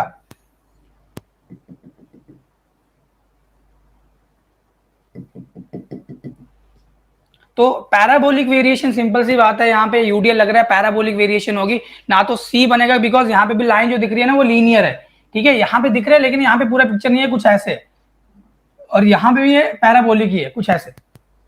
तो किस तरह से पिक्चर होगी, तो आंसर है दो सपोर्ट के बीच में तो हमें क्या मिलता है, पैराबोलिक। अब देखना यहाँ पे आपके पास मोमेंट 0 नहीं होगा, तो ये कुछ इस तरह से आपको डायग्राम मिलने वाला है, अंडरस्टैंड करना। ये वाला, ये बना आपका बेंडिंग मोमेंट डायग्राम, ठीक है? स्ट्रेंथ ऑफ मटेरियल में बच्चे आप ये चीजें डिटेल में स्टडी करते हो, बिकॉज यहाँ पे अगर आपके पास W रन है और मान लो ओवरहैंग आपका small as an example, I don't know ये वैल्यू कितनी है, ना ही क्वेश्चन में देके रखी है, और ये सपोर्ट टू सपोर्ट के बीच का डिस्टेंस अगर कैपिटल L है, तो यहाँ पे ये वाला जो मूवमेंट होगा वो तुम्हारा W, इसको तुम लोड में कन्वर्ट कर लो, तो W इंटू A तुम्हारा ये लोड हो जाएगा, कहाँ पे लगेगा, A/2, दैट इज सपोर्ट से डिस्टेंस A/2 हो जाएगा, तो WA²/2 ये तुम्हारे पास यहाँ पे मूवमेंट होगा जो नेगेटिव में है, और ये वाला मूवमेंट तुम्हारा पॉजिटिव में जाएगा। और इवन अगर मान लो तुम्हारा ये पॉइंट ए है, ये पॉइंट बी है, तुम यहाँ पे पहले रिएक्शन निकालते हो RA और RB, उसके बाद तुम यहाँ पे सॉल्व करते हो अपना बेंडिंग मोमेंट के लिए।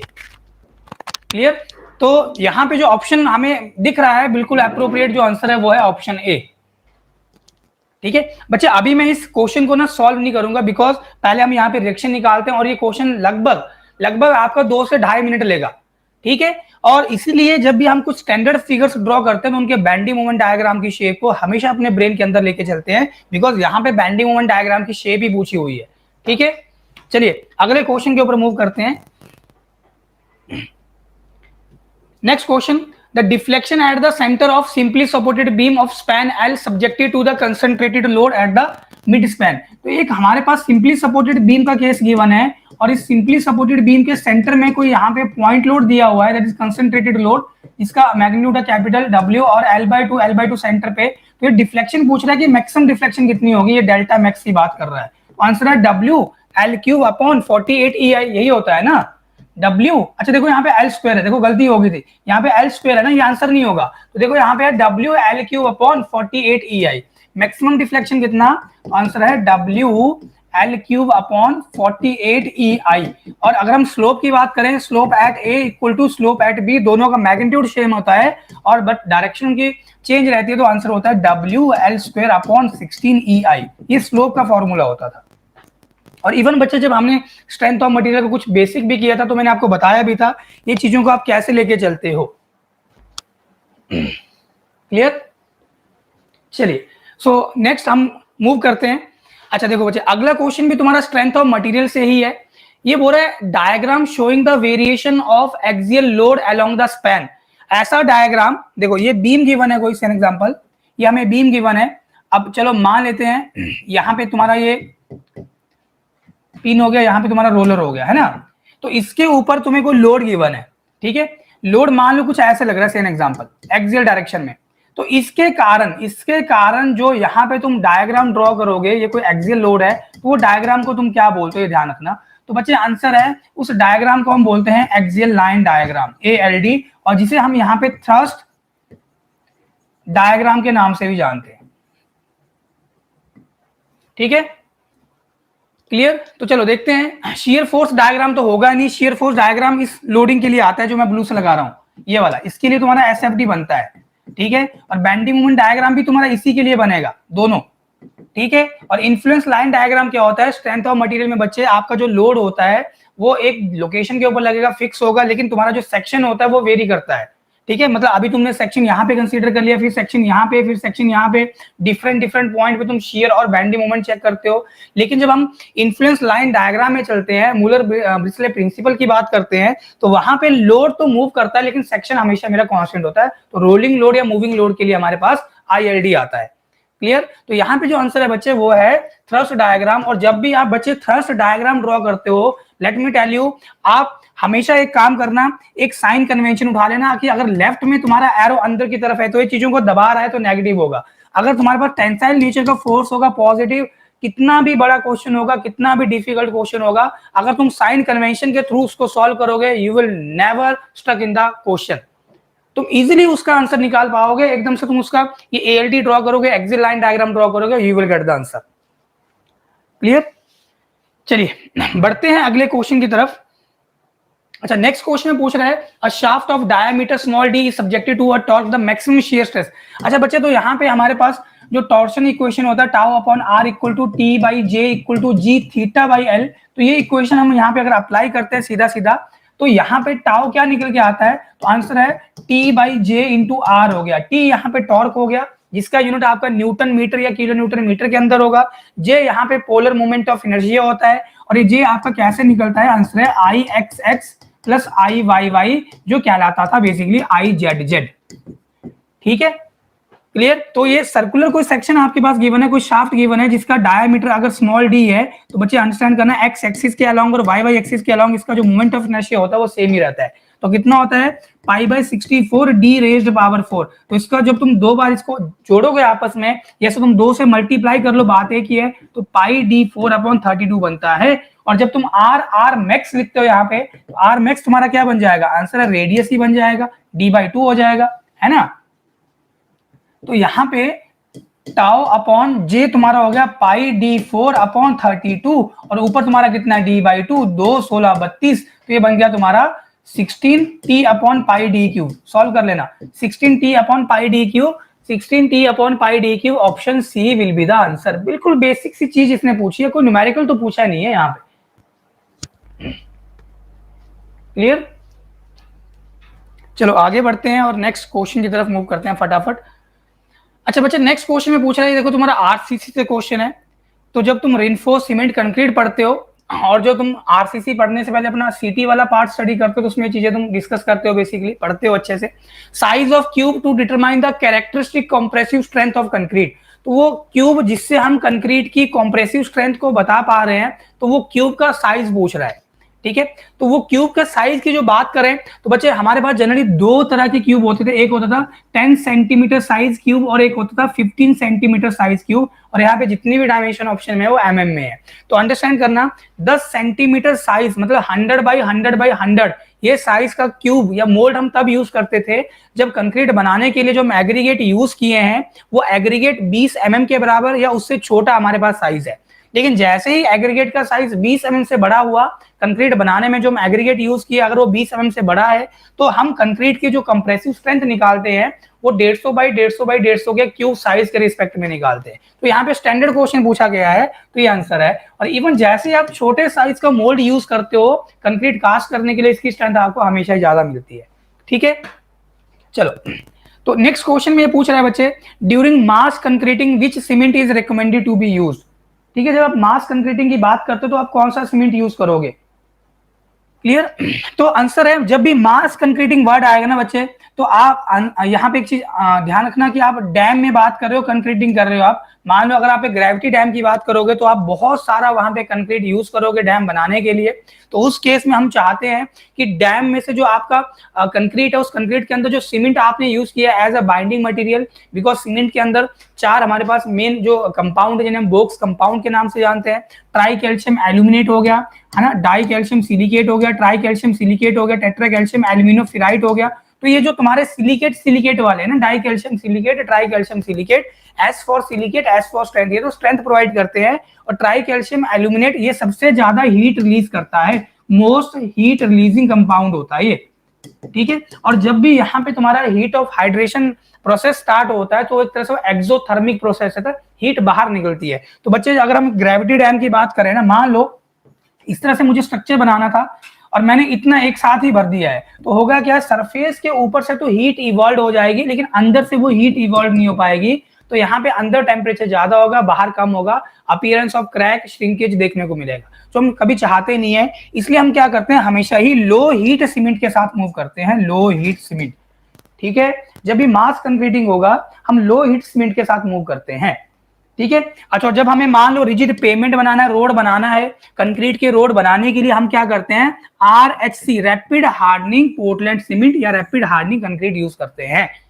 ठीक है, क्लियर? और जनरली जो हमारा ओपीसी होता है ना, ऑर्डिनरी पोर्टलैंड सीमेंट, जितना भी हमारा जनरल कंस्ट्रक्शन वर्क है, जैसे इसके 3 ग्रेड है, 33, 43 और 53। ये जो 33 ओपीसी ग्रेड है जो कंप्रेसिव स्ट्रेंथ ऑफ सीमेंट को शो करता है बच्चे, ये आउटडेटेड है। तो ये जनरली 2 ही ग्रेड यूज किए जाते हैं मोस्टली। तो 43 ये स्लीपर कंस्ट्रक्शन में भी यूज किया जा रहा है जो रेलवे यूज करता है। 53 आपका कहीं ना कहीं हाई ग्रेड ऑफ सीमेंट है जो आप हाई स्ट्रेंथ कंक्रीट बनाने के लिए यूज करते हो। क्लियर? चलिए आगे बढ़ते हैं, क्वेश्चन ज्यादा हैं तो थोड़ा स्पीड बढ़ा देते हैं। अगले क्वेश्चन पूछ रहे हैं, in case of circular column the minimum number of bars recommended by the IS 456, answer है 6। अगर वो बोलता है यहाँ पे रेक्टेंगुलर तो आंसर है 4। अगर मान लो वो कुछ ऐसा कॉलम बोलता ना तो वो सर्कुलर ना तो वो रेक्टेंगुलर, कुछ इस तरह से ऑक्टागोनल शेप, अगर आप मान लो किसी मंदिर की बात करो, मस्जिद की बात करो, चर्च की बात करो, तो इस तरह से अगर आपको कोई पिलर देखने को मिल रहा है तो उस केस में आप क्या बोलते हो, कितना यहाँ पे सरिया डालोगे, आंसर जितनी उसकी साइड होगी एटलीस्ट साइड के कॉरस्पॉन्डिंग में एक आपको लॉन्गिट्यूडनल स्टील तो जरूर यहाँ पे इम्बेड करना है। क्लियर? चलिए आगे बढ़ते हैं। Next, the individual variation between the test strength of sample. जब आप क्यूब बनाते हो बच्चे और उसकी जब आप टेस्टिंग करते हो सीटीएम के अंदर, कंप्रेशन टेस्टिंग मशीन के अंदर, ठीक है, तो एक क्यूब की जो भी आपको स्ट्रेंथ मिलती है, मैक्सिमम कितना लोड बियर कर पा रहा है, तो जो भी आपको फेलियर लोड मिलता है उसके रिस्पेक्ट में आपने इसका स्ट्रेंथ लिख दिया। और जब आप यहाँ पे बहुत सारे क्यूब कास्ट करते हो, ठीक है, कंक्रीट का कंप्रेसिव स्ट्रेंथ या ग्रेड ऑफ कंक्रीट बताने के लिए, तो आप जनरली क्या करते हो, तीन क्यूब की एवरेज स्ट्रेंथ को डिनोट करते हो बेसिकली FC के। जो IS 456 बोलता है, ऑल्दो ये जो characteristic compressive strength of concrete cube होता है, इसमें हम जनरली 100 क्यूब बनाते हैं। 100 में से अगर मान लो 5 क्यूब या उससे कम क्यूब की स्ट्रेंथ, मान लो फॉर एग्जांपल 20 न्यूटन पर mm स्क्वायर से कम आती है, तो हम क्या बोलते हैं कि हमने यहाँ पे M20 ग्रेड ऑफ कंक्रीट बनाया है। मतलब जो तुम कंक्रीट कास्ट किए वो किस ग्रेड का बना, वो तुम यहाँ पे नंबर ऑफ क्यूब टेस्ट करके यहाँ पे बताते हो, ठीक है।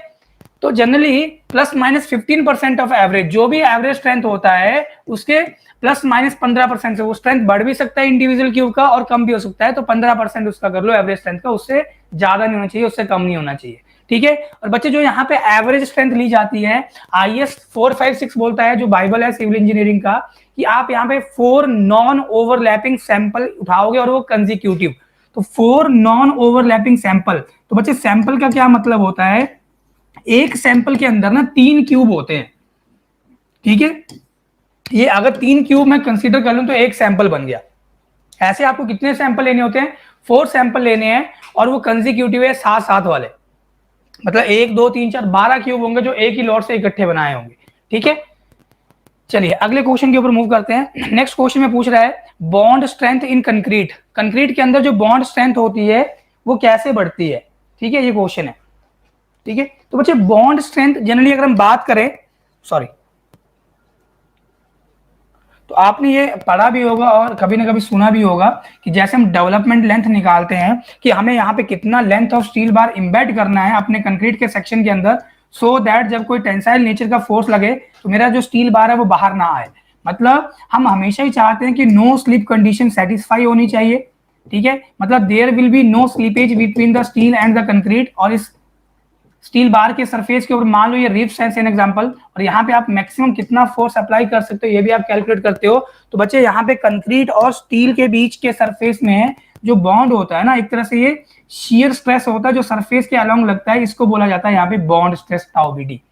तो ये बॉन्ड स्ट्रेंथ कैसे बढ़ा सकते हो, ऑफ कोर्स एक तो हम ऐसा बार यूज करेंगे जिसके सरफेस के ऊपर कॉरुगेशंस होती हैं, रिब्स होती हैं, जो आपको इस तरह से सरफेस दिखता है ना, इस तरह फ्रिक्शन बढ़ जाता है तो डेफिनेटली वो जो पकड़ होगा कंक्रीट और स्टील का वो बढ़ जाएगा, क्लियर। दूसरा, हम रिचर ग्रेड ऑफ कंक्रीट की तरफ चल सकते हैं। मान लो अगर हम M20 grade of concrete use किए हैं तो हम यहाँ पे M25 से M30 की तरफ जैसे जाएंगे तो बॉन्ड स्ट्रेंथ की वैल्यू बढ़ जाती है, क्लियर।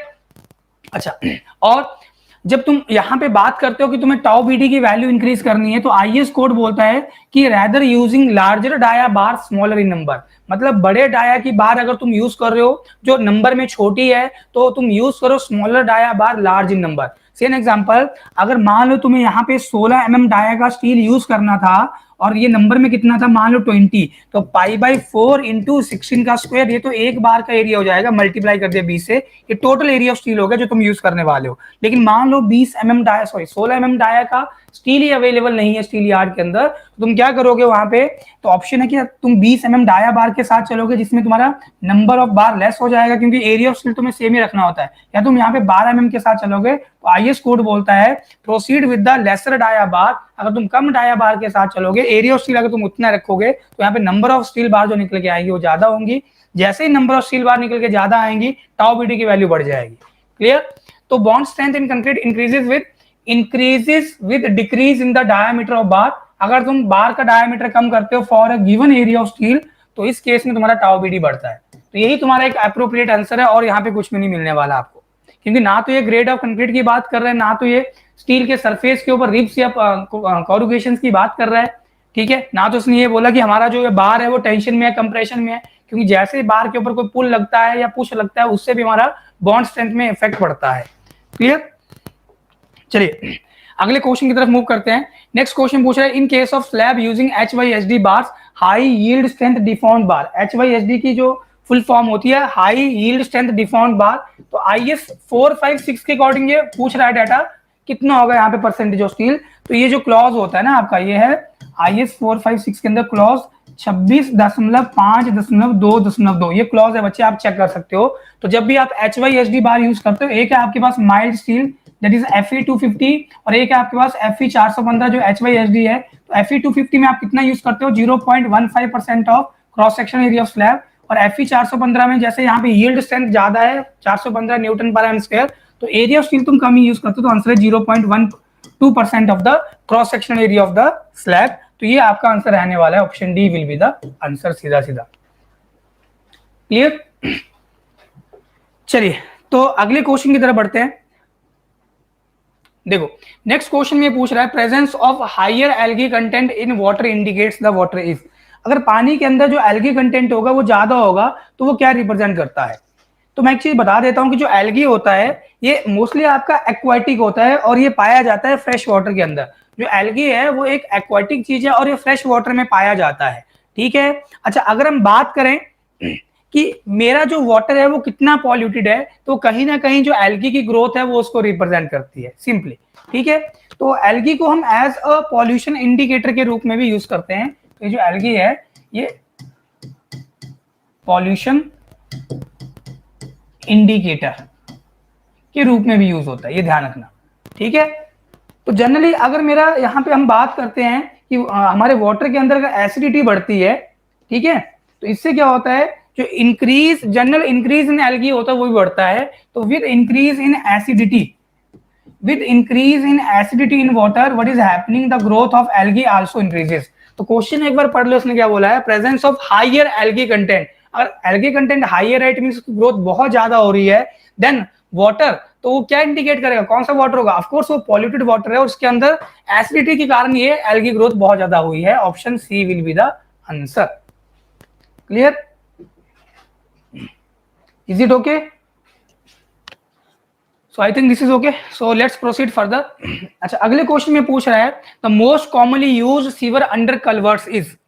कल्वर्ट के नीचे अगर हम कोई सीवर पाइपलाइन डाल रहे हैं तो उसका जो मोस्ट कॉमनली यूज शेप है वो कैसा होना चाहिए, किस तरह का सीवर होना चाहिए वो, ठीक है। तो कल्वर्ट क्या होता है बेसिकली, कल्वर्ट जिसका स्पैन 6 मीटर से कम होता है वो कल्वर्ट हो गया, है ना, लेस देन 6 मीटर कल्वर्ट। अगर 6 मीटर से बड़ा है तो वो ब्रिज की कैटेगरी में फॉल करेगा, ठीक है। तो आपके पास एक माइनर ब्रिज भी है, मेजर ब्रिज भी है, लॉन्ग ब्रिज भी है और आपके पास एक लार्ज ब्रिज भी है, ठीक है। चलिए तो इसका जो आंसर है बच्चे वो है यहाँ पे आप जो यहाँ पे सीवर यूज करोगे that is circular brick sewer, ये आप यूज करते हो अंडर द कल्वर्ट, ठीक है। ये कल्वर्ट के नीचे सर्कुलर ब्रिक सीवर हम क्यों यूज करते हैं, ये उन प्लेसेस पे यूज किया जाएगा जहां पे बड़े डायमीटर का सीवर चाहिए पड़ेगा शॉर्टर लेंथ में। इस सर्कुलर ब्रिक सीवर का जो डायमीटर होगा वो बहुत बड़ा होगा और ये जो सीवर होगा आपका ये स्मॉल इन लेंथ होता है, ये ध्यान रखना। मतलब ऐसे प्लेसेस जहां पे लेंथ कम है, बिकॉज कल्वर्ट का जो स्पैन है वो तो कम है ना 6 मीटर से, तो जब आपको यहाँ पे स्पैन लेंथ ऑफ सीवर कम चाहिए लेकिन उसका डायमीटर आपको बड़ा चाहिए, उस केस में आप किसके साथ चलते हो, सर्कुलर ब्रिक सीवर के साथ, जो अंदर से बेसिकली इनको प्लास्टरिंग किया जाता है, प्लास्टरिंग होगी अंदर से, ठीक है। क्योंकि ये जो हमारे सीवर्स होते हैं अर्दन वेयर होते हैं बेसिकली, तो कहीं ना कहीं यहाँ से आपको सीपेज भी देखने को मिल सकता है, तो अंदर से क्या करते हैं यहाँ पे हम प्लास्टरिंग करते हैं। ओल्डन टाइम्स में इनको यूज किया जाता है, लेकिन आज के दिन के अंदर अगर हम बात करें तो इनमें बहुत ज्यादा वियर एंड टियर होता है। क्लियर? सेमी इलिप्टिकल भी पिक्चर में होते हैं, तो हॉर्स शू टाइप सीवर भी पिक्चर में है जो आरसीसी से बने होते हैं बेसिकली, ठीक है। तो आंसर है इसका ऑप्शन ए, 34 का ए है। अच्छा नेक्स्ट क्वेश्चन की तरफ मूव करते हैं। Corrosion in concrete sewer is caused by, concrete sewer के अंदर कोरोजन किसके कारण होगा, ठीक है। तो आंसर है बेसिकली जो सीवेज में बैक्टीरिया प्रेजेंट है ना, जो सीवेज के अंदर बैक्टीरिया प्रेजेंट है, ये बैक्टीरिया क्या करता है, जो सीवेज में सल्फेट होता है उसको ये सल्फाइड में कन्वर्ट कर देता है बैक्टीरिया। बैक्टीरिया क्या करता है, जो सीवेज के अंदर आपका सल्फेट है, दोनों ही सीवेज के अंदर है, ये क्या करेगा सल्फेट को सल्फाइड में प्रोड्यूस कर देगा और सरफेस के ऊपर चला जाएगा, सरफेस के ऊपर चला जाएगा। और हमें पता है कि हमारा जो ये सीवर का डिजाइन होता है वो ओपन चैनल में किया जाता है, बिकॉज इसमें कभी भी आपका फ्लो पूरा नहीं होगा, आपको कुछ यहाँ पे एयर मिलेगी, मतलब फ्री सरफेस आपको मिलता है। तो जैसे आपका वो जो सल्फेट यहाँ पे आएगा गैसेस के साथ वो रिएक्शन करेगा और यहाँ पे हाइड्रोजन सल्फाइड गैस बनाता है वो, ठीक है। और वो क्या करता है टॉप सरफेस मतलब इस क्राउन को इरोड करता रहेगा और अल्टीमेटली हमारा जो सीवर पाइपलाइन होगा ना वो फेल हो जाएगा बेसिकली, ठीक है। तो ये किसके कारण हुआ, ये सेप्टिक कंडीशन के कारण हुआ है बेसिकली, ठीक है। क्योंकि H2S गैस क्या करता है, सल्फ्यूरिक एसिड बनाता है जो मटेरियल को इरोड कर देता है बहुत तेजी से। तो सेप्टिक कंडीशन के कारण ऐसा हो रहा है, this is due to the septic condition. Clear? चलिए next, maximum efficiency of the BOD removal, maximum efficiency जो है बीओडी रिमूवल की आपको किस केस में मिलती है, ठीक है। तो ये क्वेश्चन है, बीओडी रिमूवल आपको किस केस में मैक्सिमम मिलेगा, ऑक्सीडेशन पॉइंट में कितना होता है ये लिख देता हूं मैं यहाँ पे, 90% होता है बेसिकली, 90%। अच्छा, ऑक्सीडेशन डिच के अंदर कितना होता है, तो आंसर है ये आपके पास 98% मिलता है ऑक्सीडेशन डिच के अंदर, 98%। और जो मेरा एरेटेड लेगून्स होता है इसमें आपको 78% तक मिलता है, और ट्रिकलिंग फिल्टर में आपको 65 से 70% मिलता है। तो किसमें सबसे ज्यादा होगा, आंसर हो गया ऑक्सीडेशन डिच, सीधा सीधा आंसर हो गया ऑक्सीडेशन डिच। क्लियर। तो बच्चे थोड़ा क्वेश्चन ज्यादा है इसलिए मैं थोड़ा स्पीड बढ़ा रहा हूं। नेक्स्ट प्रश्न के अंदर ये पूछ रहा है local attraction in compass survey में एग्जिस्ट ड्यू टू, हाँ जी। तो बच्चे इसका तो आप आंसर कर ही पाओगे, ठीक है। लोकल अट्रैक्शन क्या होता है, जो हमारी मैग्नेटिक नीडल है अर्थ के मैग्नेटिज्म के अलावा अगर कोई और चीज उसको अट्रैक्ट या रिपेल कर रही है तो वो कहलाता है लोकल अट्रैक्शन। अब हमें कैसे पता चलेगा कि जिस लोकेशन के ऊपर हम अपना ये कंपास सर्वे कर रहे हैं वहां पे कोई लोकल अट्रैक्शन है भी कि नहीं। तो एक तो तुम बाय विजुअल देख सकते हो कि आजू बाजू में कोई तुम्हारा स्टील फेंसिंग तो नहीं है, तुमने कोई यहाँ पे स्टील का पेन जेब में तुम डाला है क्या, तुमने यहाँ पे कोई स्टील की जिसका ये जो रिंग होता है वो स्टील का ना हो, ठीक है। सेकेंड, कोई हैवी इलेक्ट्रिकल केबल वायर तुम्हारे बाजू में से ना जा रही हो, ये सारी चीजों को तुम ध्यान रखते हो। और उसके अलावा तुम क्या करते हो, अपना फोर बीरिंग और बैक बीरिंग का जो डिफरेंस है अगर वो एग्जैक्टली 180 डिग्री आता है, डिफर करता है, तो तुम क्या बोलते हो, हमारा जो स्टेशन है वो फ्री फ्रॉम लोकल अट्रैक्शन है, ठीक है। अगर ये एग्जैक्टली 180 डिग्री नहीं आता है तो तुम क्या बोलते हो, लोकल अट्रैक्शन इज देयर, ठीक है। मतलब या तो तुम्हारा एक स्टेशन, जैसे मान लो एक स्टेशन ये हो गया, एक स्टेशन ये हो गया, तुम यहां से मान लो फॉर एग्जांपल कंपास से तुम इस रेंजिंग रॉड को देख रहे हो, फिर तुम यहां से फिर से क्या करोगे, इस लोकेशन पे आओगे, बैक वाले स्टेशन को देखोगे, रेंजिंग रॉड को, तो ये तो फोर बीरिंग हो गया था और ये तुम्हारा बैक बीरिंग बन जाता है। तो जब दोनों का डिफरेंस एग्जैक्टली 180 डिग्री मिले तो तुम्हारा station free from local attraction है। अगर 180 डिग्री नहीं होगा, या तो एक स्टेशन तुम्हारा लोकल अट्रैक्शन से अफेक्ट हो सकता है या तो दोनों हो सकते हैं अगर वो 180 डिग्री नहीं है।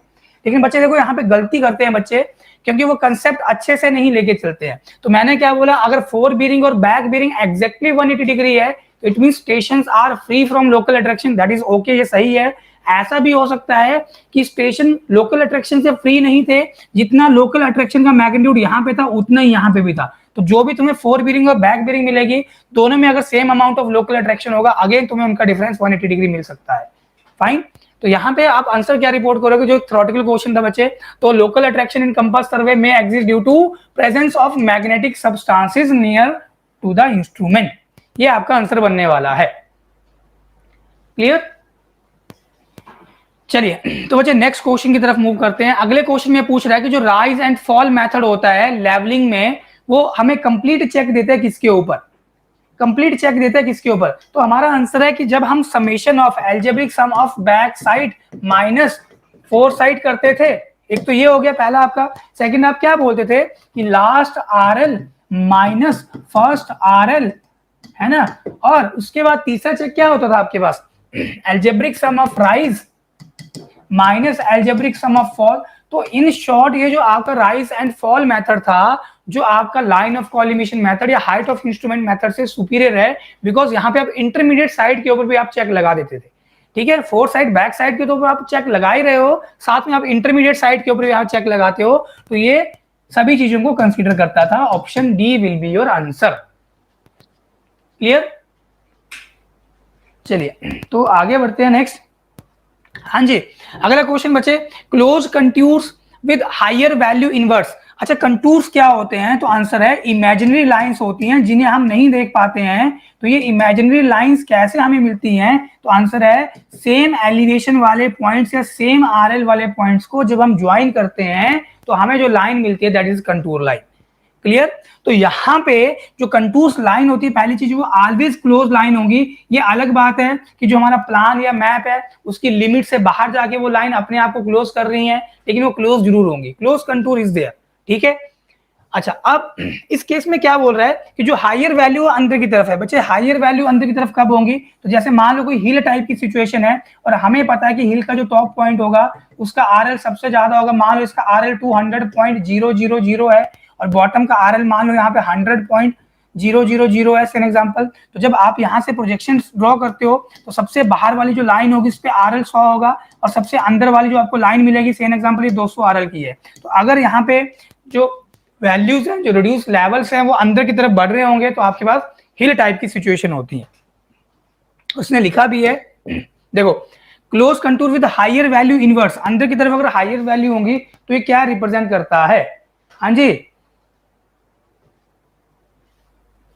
तो ये रिप्रेजेंट करेगा व्हाट? हिलॉक, है ना। अगर लोअर वैल्यू अंदर की तरफ होती फिर वो डिप्रेशन की बात करता। अगर इक्वल आपको यहाँ पे स्पेसिंग मिलती तो ये आपके पास प्लेन सरफेस होता। अच्छा, ये देखो नेक्स्ट क्वेश्चन है, क्वेश्चन ऊपर है, इसके ऑप्शन नीचे आ गए बाय डिफॉल्ट। तो the most commonly use retarder in cement is, तो ये क्वेश्चन हमने पहले भी देखा, तो आंसर है जिप्सम, है कि नहीं? Most commonly use retarder in cement is gypsum, ये ध्यान रखना, क्या है वो? जिप्सम है बेसिकली। ठीक है, अगर कैल्शियम सल्फेट होता है वो भी आपका एक तरह से रिटार्डर ही होता है। तो अगर कभी दोनों ही ऑप्शन में होंगे, मान लो कुछ ऐसा आपको ऑप्शन आ गया, कैल्शियम क्लोराइड ना बोल के मान लो यहाँ पे लिखा हुआ है कैल्शियम सल्फेट, मान लो, ठीक है, तो बच्चे कैल्शियम सल्फेट और जिप्सम दोनों ही आपके पास रिटार्डर है, तो जो जिप्सम है उसको आप पहले प्रीफर करोगे as compare to calcium sulphate. ठीक है, अगर कभी क्वेश्चन बच्चे ऐसा आए कि मोस्ट कॉमनली जो यूज रिटार्डर है, ठीक है, यहाँ पे मोस्ट कॉमनली लिख दिया इसने सीमेंट के अंदर, जिप्सम भी ऑप्शन में है, कैल्शियम सल्फेट भी है, ठीक है, नन ऑफ दीज है और कैल्शियम कार्बोनेट है, तो किसको तुम आंसर रिपोर्ट करोगे? तो आंसर है जिप्सम, ऑल्दो दोनों ही आपके रिटार्डर होते हैं, कैल्शियम सल्फेट भी। क्लियर? चलिए नेक्स्ट क्वेश्चन की तरफ मूव करते हैं। चलिए बच्चे, तो अगले क्वेश्चन में पूछ रहा है paints with white lead base, paints with white lead base are suitable for painting of. अगर हम पेंट यूज कर रहे हैं उसमें हमने व्हाइट लेड बेस यूज किया है तो वो किस तरह की पेंटिंग के लिए सुटेबल होगा? ठीक है, लकड़ी के ऊपर काम करने के लिए, लकड़ी के ऊपर पेंटिंग वर्क करने के लिए सुटेबल है, लोहे के ऊपर आयरन वर्क के लिए सुटेबल है, both would and iron work. एक चीज बता देता हूं बच्चे, ये जो आपका व्हाइट लेड होता है ये हैवी होता है और ये अगर तुम इसको आयरन के ऊपर कर भी दोगे तो जो आयरन के ऊपर एक टर्म आता है रस्टिंग, ठीक है, तो वो रस्टिंग को प्रिवेंट नहीं कर पाता, और हमारा पेंट करने का आयरन के लिए एक मेन जो पर्पस होता है वो रस्टिंग को प्रिवेंट करना होता है, तो कभी भी आयरन के लिए तो होगा नहीं। तो मतलब बी और सी तो अपने आप ही उड़ गए, बच रहा है यहाँ पे ऑप्शन ए और डी, और जबकि ये वुडन वर्क के लिए यहाँ पे यूजफुल रहता है। ठीक है, ये लार्जली यूज किया जाता है जितने भी हमारे पास बिल्डिंग पेंटिंग वर्क्स होते हैं, और ये आपको बहुत आसानी से बहुत सस्ता आपको ये मार्केट में भी मिल जाता है बेसिकली। ठीक है, ये पाउडर फॉर्म में भी होता है और एक स्टिप पेस्ट फॉर्म के में भी मिलेगा, है ना। पाउडर फॉर्म भी होगा, पाउडर फॉर्म में भी होगा, जैसे आपको क्या मिलता है बेसिकली, वो आपको एक व्हाइट सीमेंट मिलता है, सेम पाउडर फॉर्म में भी है और एक स्टिप पेस्ट की फॉर्म में भी है, बिल्कुल गाढ़ा सा पेस्ट होगा। तो यहाँ पे जो आंसर है इसका वो है ऑप्शन ए, वुडन वर्क के लिए। ठीक है, मेटल वर्क के लिए सुटेबल नहीं है, मैं फिर से बता देता हूं, बिकॉज जो हम पेंट करते हैं, अगर हम मान लो व्हाइट लेड उसमें बेस यूज किया गया है, तो ये क्या करता है, आयरन के ऊपर कोई भी प्रोटेक्टिव लेयर यूज नहीं करेगा जिससे रस्टिंग ऑफ आयरन ना हो, तो ये पर्पस फुलफिल नहीं कर पाएगा हमारा। Clear? Next, the vehicle use in case of enamel paints, enamel paints में जो हम व्हीकल यूज करते हैं वो कौन सा होता है बेसिकली? ठीक है, तो आंसर है वार्निश।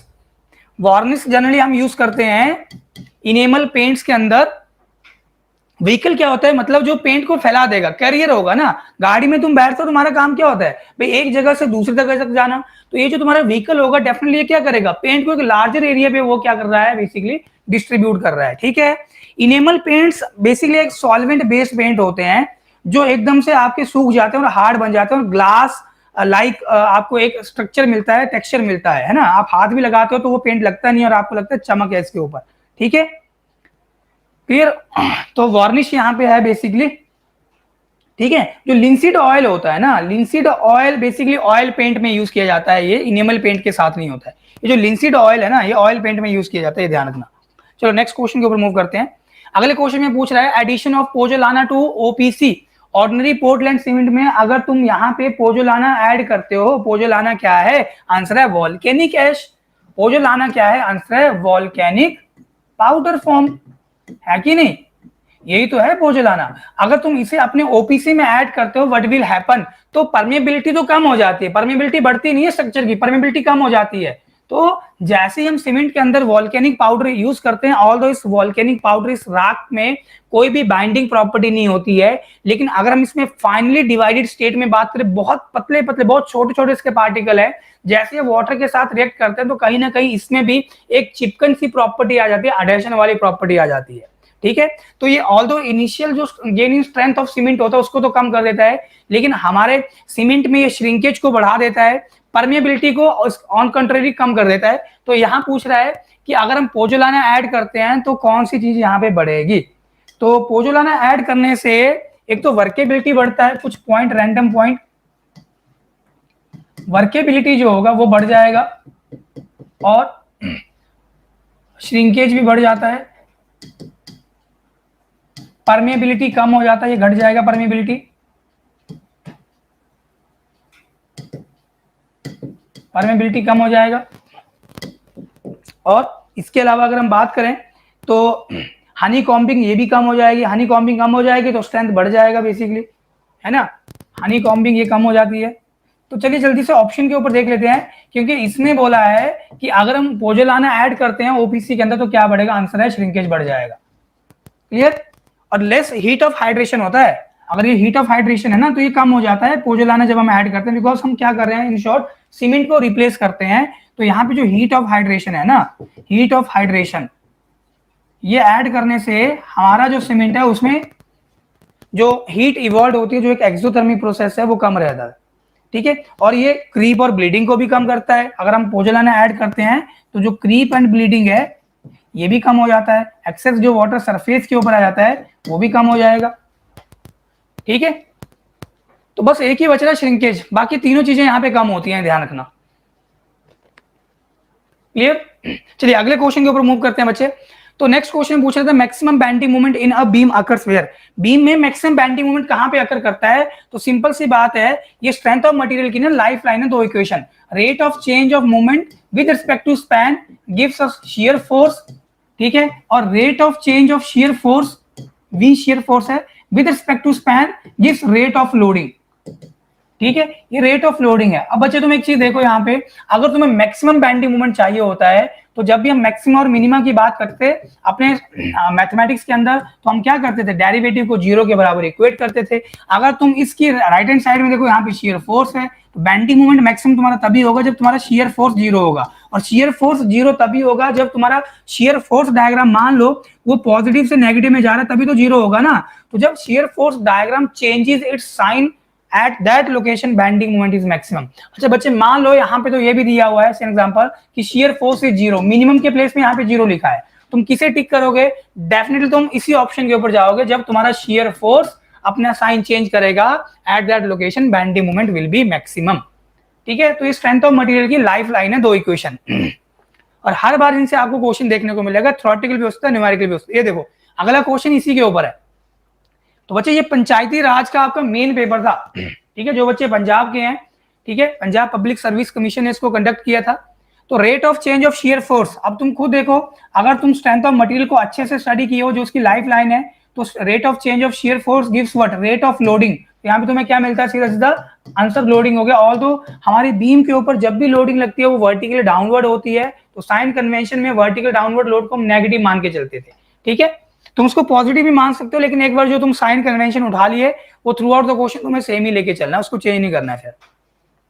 चलो ये क्वेश्चन बच्चे बहुत बार रिपीट हो चुका है कि जो हमारे पास डबली रिइंफोर्स बीम्स होते हैं ना, जो डबली रिइंफोर्स बीम कैसा, अगर ये क्रॉस सेक्शन ऑफ बीम में ड्रॉ करूं तो बॉटम में तो हम स्टील प्रोवाइड कर ही रहे थे, ये तो जो मेरा मेन स्टील था, हमने टॉप में भी यहाँ पे स्टील प्रोवाइड कर दिया। गौर करने वाली बात ये है, ये जो टॉप वाली बार है एंकर या हैंगर बार नहीं है जिससे हम अपना स्टीरअप को लटका रहे थे, ये मेन स्टील है। तो ये कंप्रेशन रिइंफोर्समेंट हो गया, ठीक है, और नीचे वाला मेरा टेंसाइल रिइंफोर्समेंट हो गया, ये वाला टेंसाइल रिइंफोर्समेंट। तो जब हम कंप्रेशन जोन में भी स्टील डाल देते हैं तो पिक्चर में आता है डबली रिइंफोर्स सेक्शन, और इवन एट द सपोर्ट हो सकता है कि सिंगली रिइंफोर्स बीम ही डबली रिइंफोर्स बीम की तरह बिहेव करे, क्योंकि सपोर्ट के ऊपर हमें पता है कि नेगेटिव मूवमेंट मिलेगा, इसलिए हम टॉप वाले जोन में भी अपना सरिया इंट्रोड्यूस करते हैं। मेन स्टील बार को ही क्या करते हैं, यहाँ पे 45 डिग्री के ऊपर बेंड करेंगे और ऊपर लेके जाएंगे, जिसे आप बेंट बार के नाम से भी जानते हो बेसिकली। ठीक है, तो चलिए दैट इज हम उसको अभी डिटेल में स्टडी नहीं कर रहे हैं। तो अभी के लिए देखो क्या होता है, जो कंप्रेशन स्टील होता है ना, इसको हम पूरी तरह से यूटिलाइज नहीं कर पाते हैं, पूरी तरह से यूटिलाइज नहीं कर पाते हैं। क्या मतलब है, जो स्टील होता है ना वो कंक्रीट के कंपैरिजन में 10 गुना महंगा है, ये ध्यान रखना, 10 टाइम्स कॉस्टलियर देन कंक्रीट। तो ऊपर जो हम स्टील यूज किए हैं कंप्रेशन जोन के अंदर, इसको हम कभी भी पूरी तरह से यूटिलाइज ही नहीं कर पाते हैं, पूरी तरह से यूटिलाइज नहीं कर पाते हैं। क्या मतलब, बॉटम वाला जो स्टील है ना बच्चे, इसमें जो हम यहाँ पे स्ट्रेस लेके चलते हैं that is design stress 0.87 FY, और हम ये मान के चलते हैं कि बॉटम वाला जो स्टील है वो अपने स्ट्रेस को अचीव कर रहा है, लेकिन जो टॉप वाला स्टील होता है वो ऑलवेज इस स्ट्रेस से बहुत ज्यादा पीछे रहता है। तो ऊपर वाला जो स्टील होता है वो अंडर स्ट्रेस्ड है। अगर वो अंडर स्ट्रेस्ड होगा तो हमने उस मटेरियल की पावर को या स्ट्रेंथ को पूरी तरह से यूटिलाइज नहीं किया है, ऑफ कोर्स अनइकोनॉमिकल रहेगा। तो कंप्रेशन स्टील या compressive steel remains under utilised, ये आपका यहाँ पे आंसर होने वाला है। क्लियर? चलिए अगले क्वेश्चन के ऊपर मूव करते हैं बच्चे। तो नेक्स्ट क्वेश्चन में ये पूछ रहा है, चलिए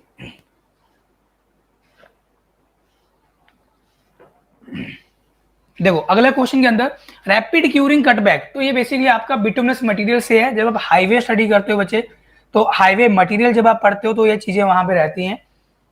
तो पहली चीज तुम ये समझो कि कटबैक का क्या मतलब है। कटबैक बिटुमन, ठीक है, बिटुमन बेसिकली हमारे पास क्या है, एक तरह से ये पेट्रोलियम बाई प्रोडक्ट होता है। पेट्रोल बनने के बाद जो रेजिड्यू बचता है, जो वेस्ट बचता है, उसको मिनरल ऑयल्स के साथ मिलाते हैं और अपना बिटुमन तैयार करते हैं। चलो एक वेस्ट प्रोडक्ट को हम कहीं ना कहीं तो यूज कर रहे हैं, अच्छी बात होगी, ठीक है। मान लो अगर हम कोल्ड रीजन में काम कर रहे हैं, हम लेह लद्दाख में, मान लो तुम J&K में हो, ठीक है, तो उस केस में हमें जो बिटुमिनस मटेरियल चाहिए होता है ना, वो थोड़ा सा पतला होना चाहिए, उसकी विस्कोसिटी कम होनी चाहिए, क्योंकि वहां पे टेम्परेचर पहले लो है, तो गाढ़े बिटुमन के साथ काम करना बहुत ज्यादा मुश्किल होगा। तो वो विस्कोसिटी कम करने के लिए, उसको पतला करने के लिए हम क्या करते हैं, उसमें एक वोलेटाइल डाइल्यूटेंट ऐड कर देते हैं, ठीक है, जो उसकी विस्कोसिटी को कम कर देता है बेसिकली। अब विस्कोसिटी को कम करने का मतलब क्या है, तो यहाँ पे कुछ इस तरह से भी फॉर्मेशन होगी। देखो इसमें ऑल्दो लिखा हुआ रैपिड क्यूरिंग, तो यहाँ पे 3 तरह से चीजें होती है, रैपिड क्यूरिंग, मीडियम क्यूरिंग और स्लो क्यूरिंग। और इसमें भी जैसे यहाँ पे ग्रेड है rapid curing not, rapid curing 1 और अप टू 5। तो जैसे जैसे बच्चे नंबर बढ़ता है ना, वैसे वैसे विस्कोसिटी बढ़ती जाती है। विस्कोसिटी बढ़ने का मतलब क्या है, कटबैक बिटुमन में 2 चीजें हैं, एक तो बिटुमन है और दूसरा वोलेटाइल डाइल्यूटेंट है।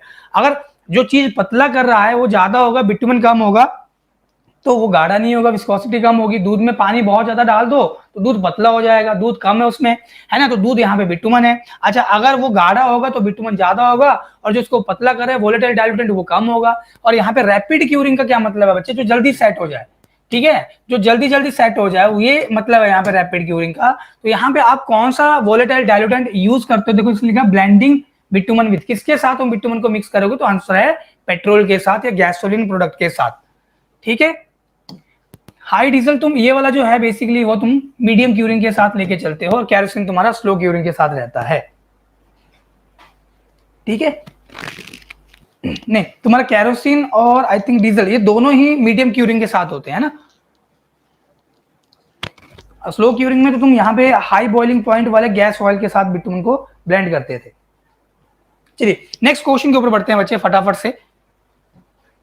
अगले क्वेश्चन पूछ रहा है बिटुमन ऑफ ग्रेड 80/100, इसका क्या मतलब है। तो ये जो 80/100 ग्रेड ऑफ बिटुमन है, जनरली ये पेनिट्रेशन, देखो पेनिट्रेशन के बिहाफ के ऊपर है। तो जो ग्रेड ऑफ बिटुमन है, अगर हम ग्रेड ऑफ बिटुमन की बात करें, ग्रेड ऑफ बिटुमन, तो 2 चीजों के बिहाफ के ऊपर हम बिटुमन के ग्रेड को डिसाइड करते हैं, एक तो विस्कोसिटी के बिहाफ के ऊपर और दूसरा है पेनिट्रेशन वैल्यू के बिहाफ के ऊपर, ठीक है। तो इंडिया में जो भी हम बिटुमन यूज करते हैं like VG10 viscosity grade 10, VG20, VG30 and VG40, तो ये 4 ही ग्रेड यूज किए जा रहे हैं, 5वां कोई ग्रेड नहीं है, ध्यान रखना, ठीक है। तो पेनिट्रेशन जब हम बात करते हैं तो बिटुमन कितना हमारा हार्ड है, कितना सॉफ्ट है, वो जानने के लिए हम ये पेनिट्रेशन टेस्ट करते हैं। और तुमने बहुत बार नाम भी सुना होगा पेनिट्रोमीटर। लैब में क्या होता था, बेसिकली एक लोड होता था 100 ग्राम का, ठीक है, जिसके साथ एक नीडल लगी हुई है यहाँ पे, ठीक है। और यहाँ पे मान लो इस कंटेनर में मेरा बिटुमन है, तो इसमें हम क्या करते हैं, नीडल को अलाउ करते थे फॉल करने के लिए 5 सेकंड के लिए। और ये जो नीडल का पेनिट्रेशन है, सीधे से मान लो यहाँ पे डायल गेज लगा, डायल गेज में हमें मिल रहा है, और डायल गेज की जो भी रीडिंग होती थी उसे हम 1/10 ऑफ अ मिलीमीटर की फॉर्म में लिखते थे, ये यूनिट ऑफ मेजरमेंट होता है। तो अगर तुम्हें यहाँ पे जो 80/100 का इंटरप्रिटेशन देखो क्या है, कि जो यहाँ पे पेनिट्रेशन होगा निडल का बिटुमन के अंदर, वो 8 mm से लेके 10 mm के बीच में है। ना तो निडल आपका एग्जैक्ट 8 mm पेनिट्रेट किया, ना तो वो 10 mm किया, 8 mm से 10 mm के बीच में है, ये ध्यान रखना, ठीक है। तो ये penetration value is in between 8 to 10 mm। तो option A will be the answer. ठीक है। ऑल्दो एक ग्रेड और होता है जो मोस्टली हम यूज करते हैं, जैसे 30/40 हो गया। 30/40 का क्या मतलब है कि जो मेरा निडल है, जब हमने इसको 100 ग्राम लोड के कोरस्पॉन्डिंग में 5 सेकंड के लिए अलाउ करा इस बिटुमन के सैंपल में पेनिट्रेट करने के लिए, तो अगर इसका पेनिट्रेशन कम होगा तो डेफिनेटली बिटुमन हार्ड हो गया, और बिटुमन हार्ड होगा तो इस 30/40 ग्रेड ऑफ बिटुमन को हम कहां पे यूज करेंगे? तो अगर तुम चीजों को समझ पा रहे हो, जहां पे टेम्परेचर ज्यादा होगा, हाई टेम्परेचर में भी हम चाहते हैं कि हमारा बिटुमन बहुत ज्यादा पतला ना हो, तो वहां पे 30/40 ग्रेड यूज करेंगे, और जहां पे टेम्परेचर आपका कम होगा वहां पे हम 80/100 ग्रेड ऑफ बिटुमन से काम करते हैं बेसिकली। क्लियर? चलिए अगले क्वेश्चन में पूछ रहा है the valve which allows unidirectional flow of water is called. मतलब ऐसा वॉल्व जिसमें एक ही डायरेक्शन में पानी जाएगा। जैसे मान लो यहाँ पे कोई वॉल्व बना दिया मैंने, although I am not very good in drawing, ठीक है, और मान लो ये मेरी पाइप है काली वाली इस तरह से, और यहाँ पे एक वॉल्व लगा हुआ है, तो जब पानी ये डायरेक्शन में जा रहा है तो ये अलाउ कर रहा है, ठीक है, लेकिन जब ये पानी रिवर्स डायरेक्शन में आया तो ये अलाउ नहीं कर रहा है, यहाँ से बंद हो गया। इस तरह के वॉल्व को बोला जाता है रिफ्लेक्स वॉल्व। इस तरह के वॉल्व को बोला जाता है रिफ्लेक्स वॉल्व। ठीक है, मैं कुछ पिक्चर भी लेके आया हूं, देखते हैं। ये देखो, ये है रिफ्लेक्स वॉल्व, ये आपने देखा होगा। तो मान लो अगर ये डायरेक्शन ऑफ फ्लो है, इस डायरेक्शन में अगर पानी जा रहा है तो ये तो अलाउ करेगा। अगर मान लो बैक डायरेक्शन में पानी हटना शुरू हो गया तो अपने आप अंदर से इसका अरेंजमेंट होगा, बंद हो जाएगा। तो सिर्फ एक ही डायरेक्शन में पानी को अलाउ करता है फ्लो होने के लिए, that is your reflex valve. और इसे हम चेक वॉल्व के नाम से भी जानते हैं, ध्यान रखना भी। क्लियर? Is it okay? अच्छा, नेक्स्ट ये क्वेश्चन कर रहा है कि एक्टिवेटेड कार्बन जो होता है जिसको हम वाटर ट्रीटमेंट में यूज करते हैं, उसका यूज करने का क्या पर्पस होता है एक्टिवेटेड कार्बन का। ठीक है, तो भाई एक्टिवेटेड कार्बन के अंदर क्या होता है बच्चे, एक एब्जॉर्प्शन कैपेसिटी होती है, इसकी बहुत अच्छी पावर है। और आपने अगर सुना भी होगा, जैसे बहुत सारे जो कॉस्मेटिक प्रोडक्ट हैं उसमें भी एक्टिवेटेड कार्बन डाला हुआ है कि जितना भी डस्ट पार्टिकल है, ग्रीस है, वो सारी की सारी चीजों को आपकी स्किन से हटा लेगा। ठीक है, तो वैसे ही हमारे वाटर के अंदर जो भी पॉल्यूटेंट है, जैसे फिनोल टाइप इंप्योरिटीज हो गया या क्लोरीन हो गया, बेसिकली क्लोरीन की रिक्वायरमेंट वाटर के अंदर उसको भी ये कम कर देता है, ऑर्गेनिक मैटर जो प्रेजेंट होगा उसको भी रिमूव करेगा। इन शॉर्ट हमारा ये जो एक्टिवेटेड कार्बन होता है, ये टेस्ट, ओडोर और कलर, पानी का टेस्ट अगर सही नहीं है, उसमें स्मेल आ रही है पानी के अंदर, उसका कलर कुछ और है, तो ये चीजों को रिमूव करने के लिए हमारे पास है यहाँ पे एक्टिवेटेड कार्बन। तो कलर है, क्या क्या चीजें रिमूव कर रहा है, टेस्ट, ओडोर, ओडोर स्मेल हो गया बेसिकली, और कलर। तो बच्चे आंसर करना, कलर खाली यहाँ पे है लेकिन यहाँ पे टेस्ट और ओडोर भी है। तुम इसके साथ चलोगे जहां पे दो चीजें हैं, दो बंदे हैं, दो चीजें हैं, भारी हो गया यहाँ पे जवाब। ठीक है, तो बी के साथ चलोगे, ऑल्दो ये कलर को भी रिमूव करता है। ठीक है, अब ये कलर किस तरह से होगा, ये टेस्ट किस तरह से आएगा, ओडोर कैसे रहेगा, बेसिकली ये होता है presence of iron, manganese, phenols या एक्सेस क्लोरीन भी जब हम डाल देते हैं, ठीक है, इनके कारण। अगर मान लो इस एक्टिवेटेड कार्बन की ओवरडोज कर दी जाए ना, अगर ये ओवरडोज हो जाए तो ये कुछ ज्यादा हार्मफुल नहीं होता है, लेस हार्मफुल और इवन नो हार्मफुल, कुछ ऐसा भी तुम लिख सकते हो, ये हार्मफुल नहीं है अगर ओवरडोज हो जाए एक्टिवेटेड कार्बन का। क्लियर?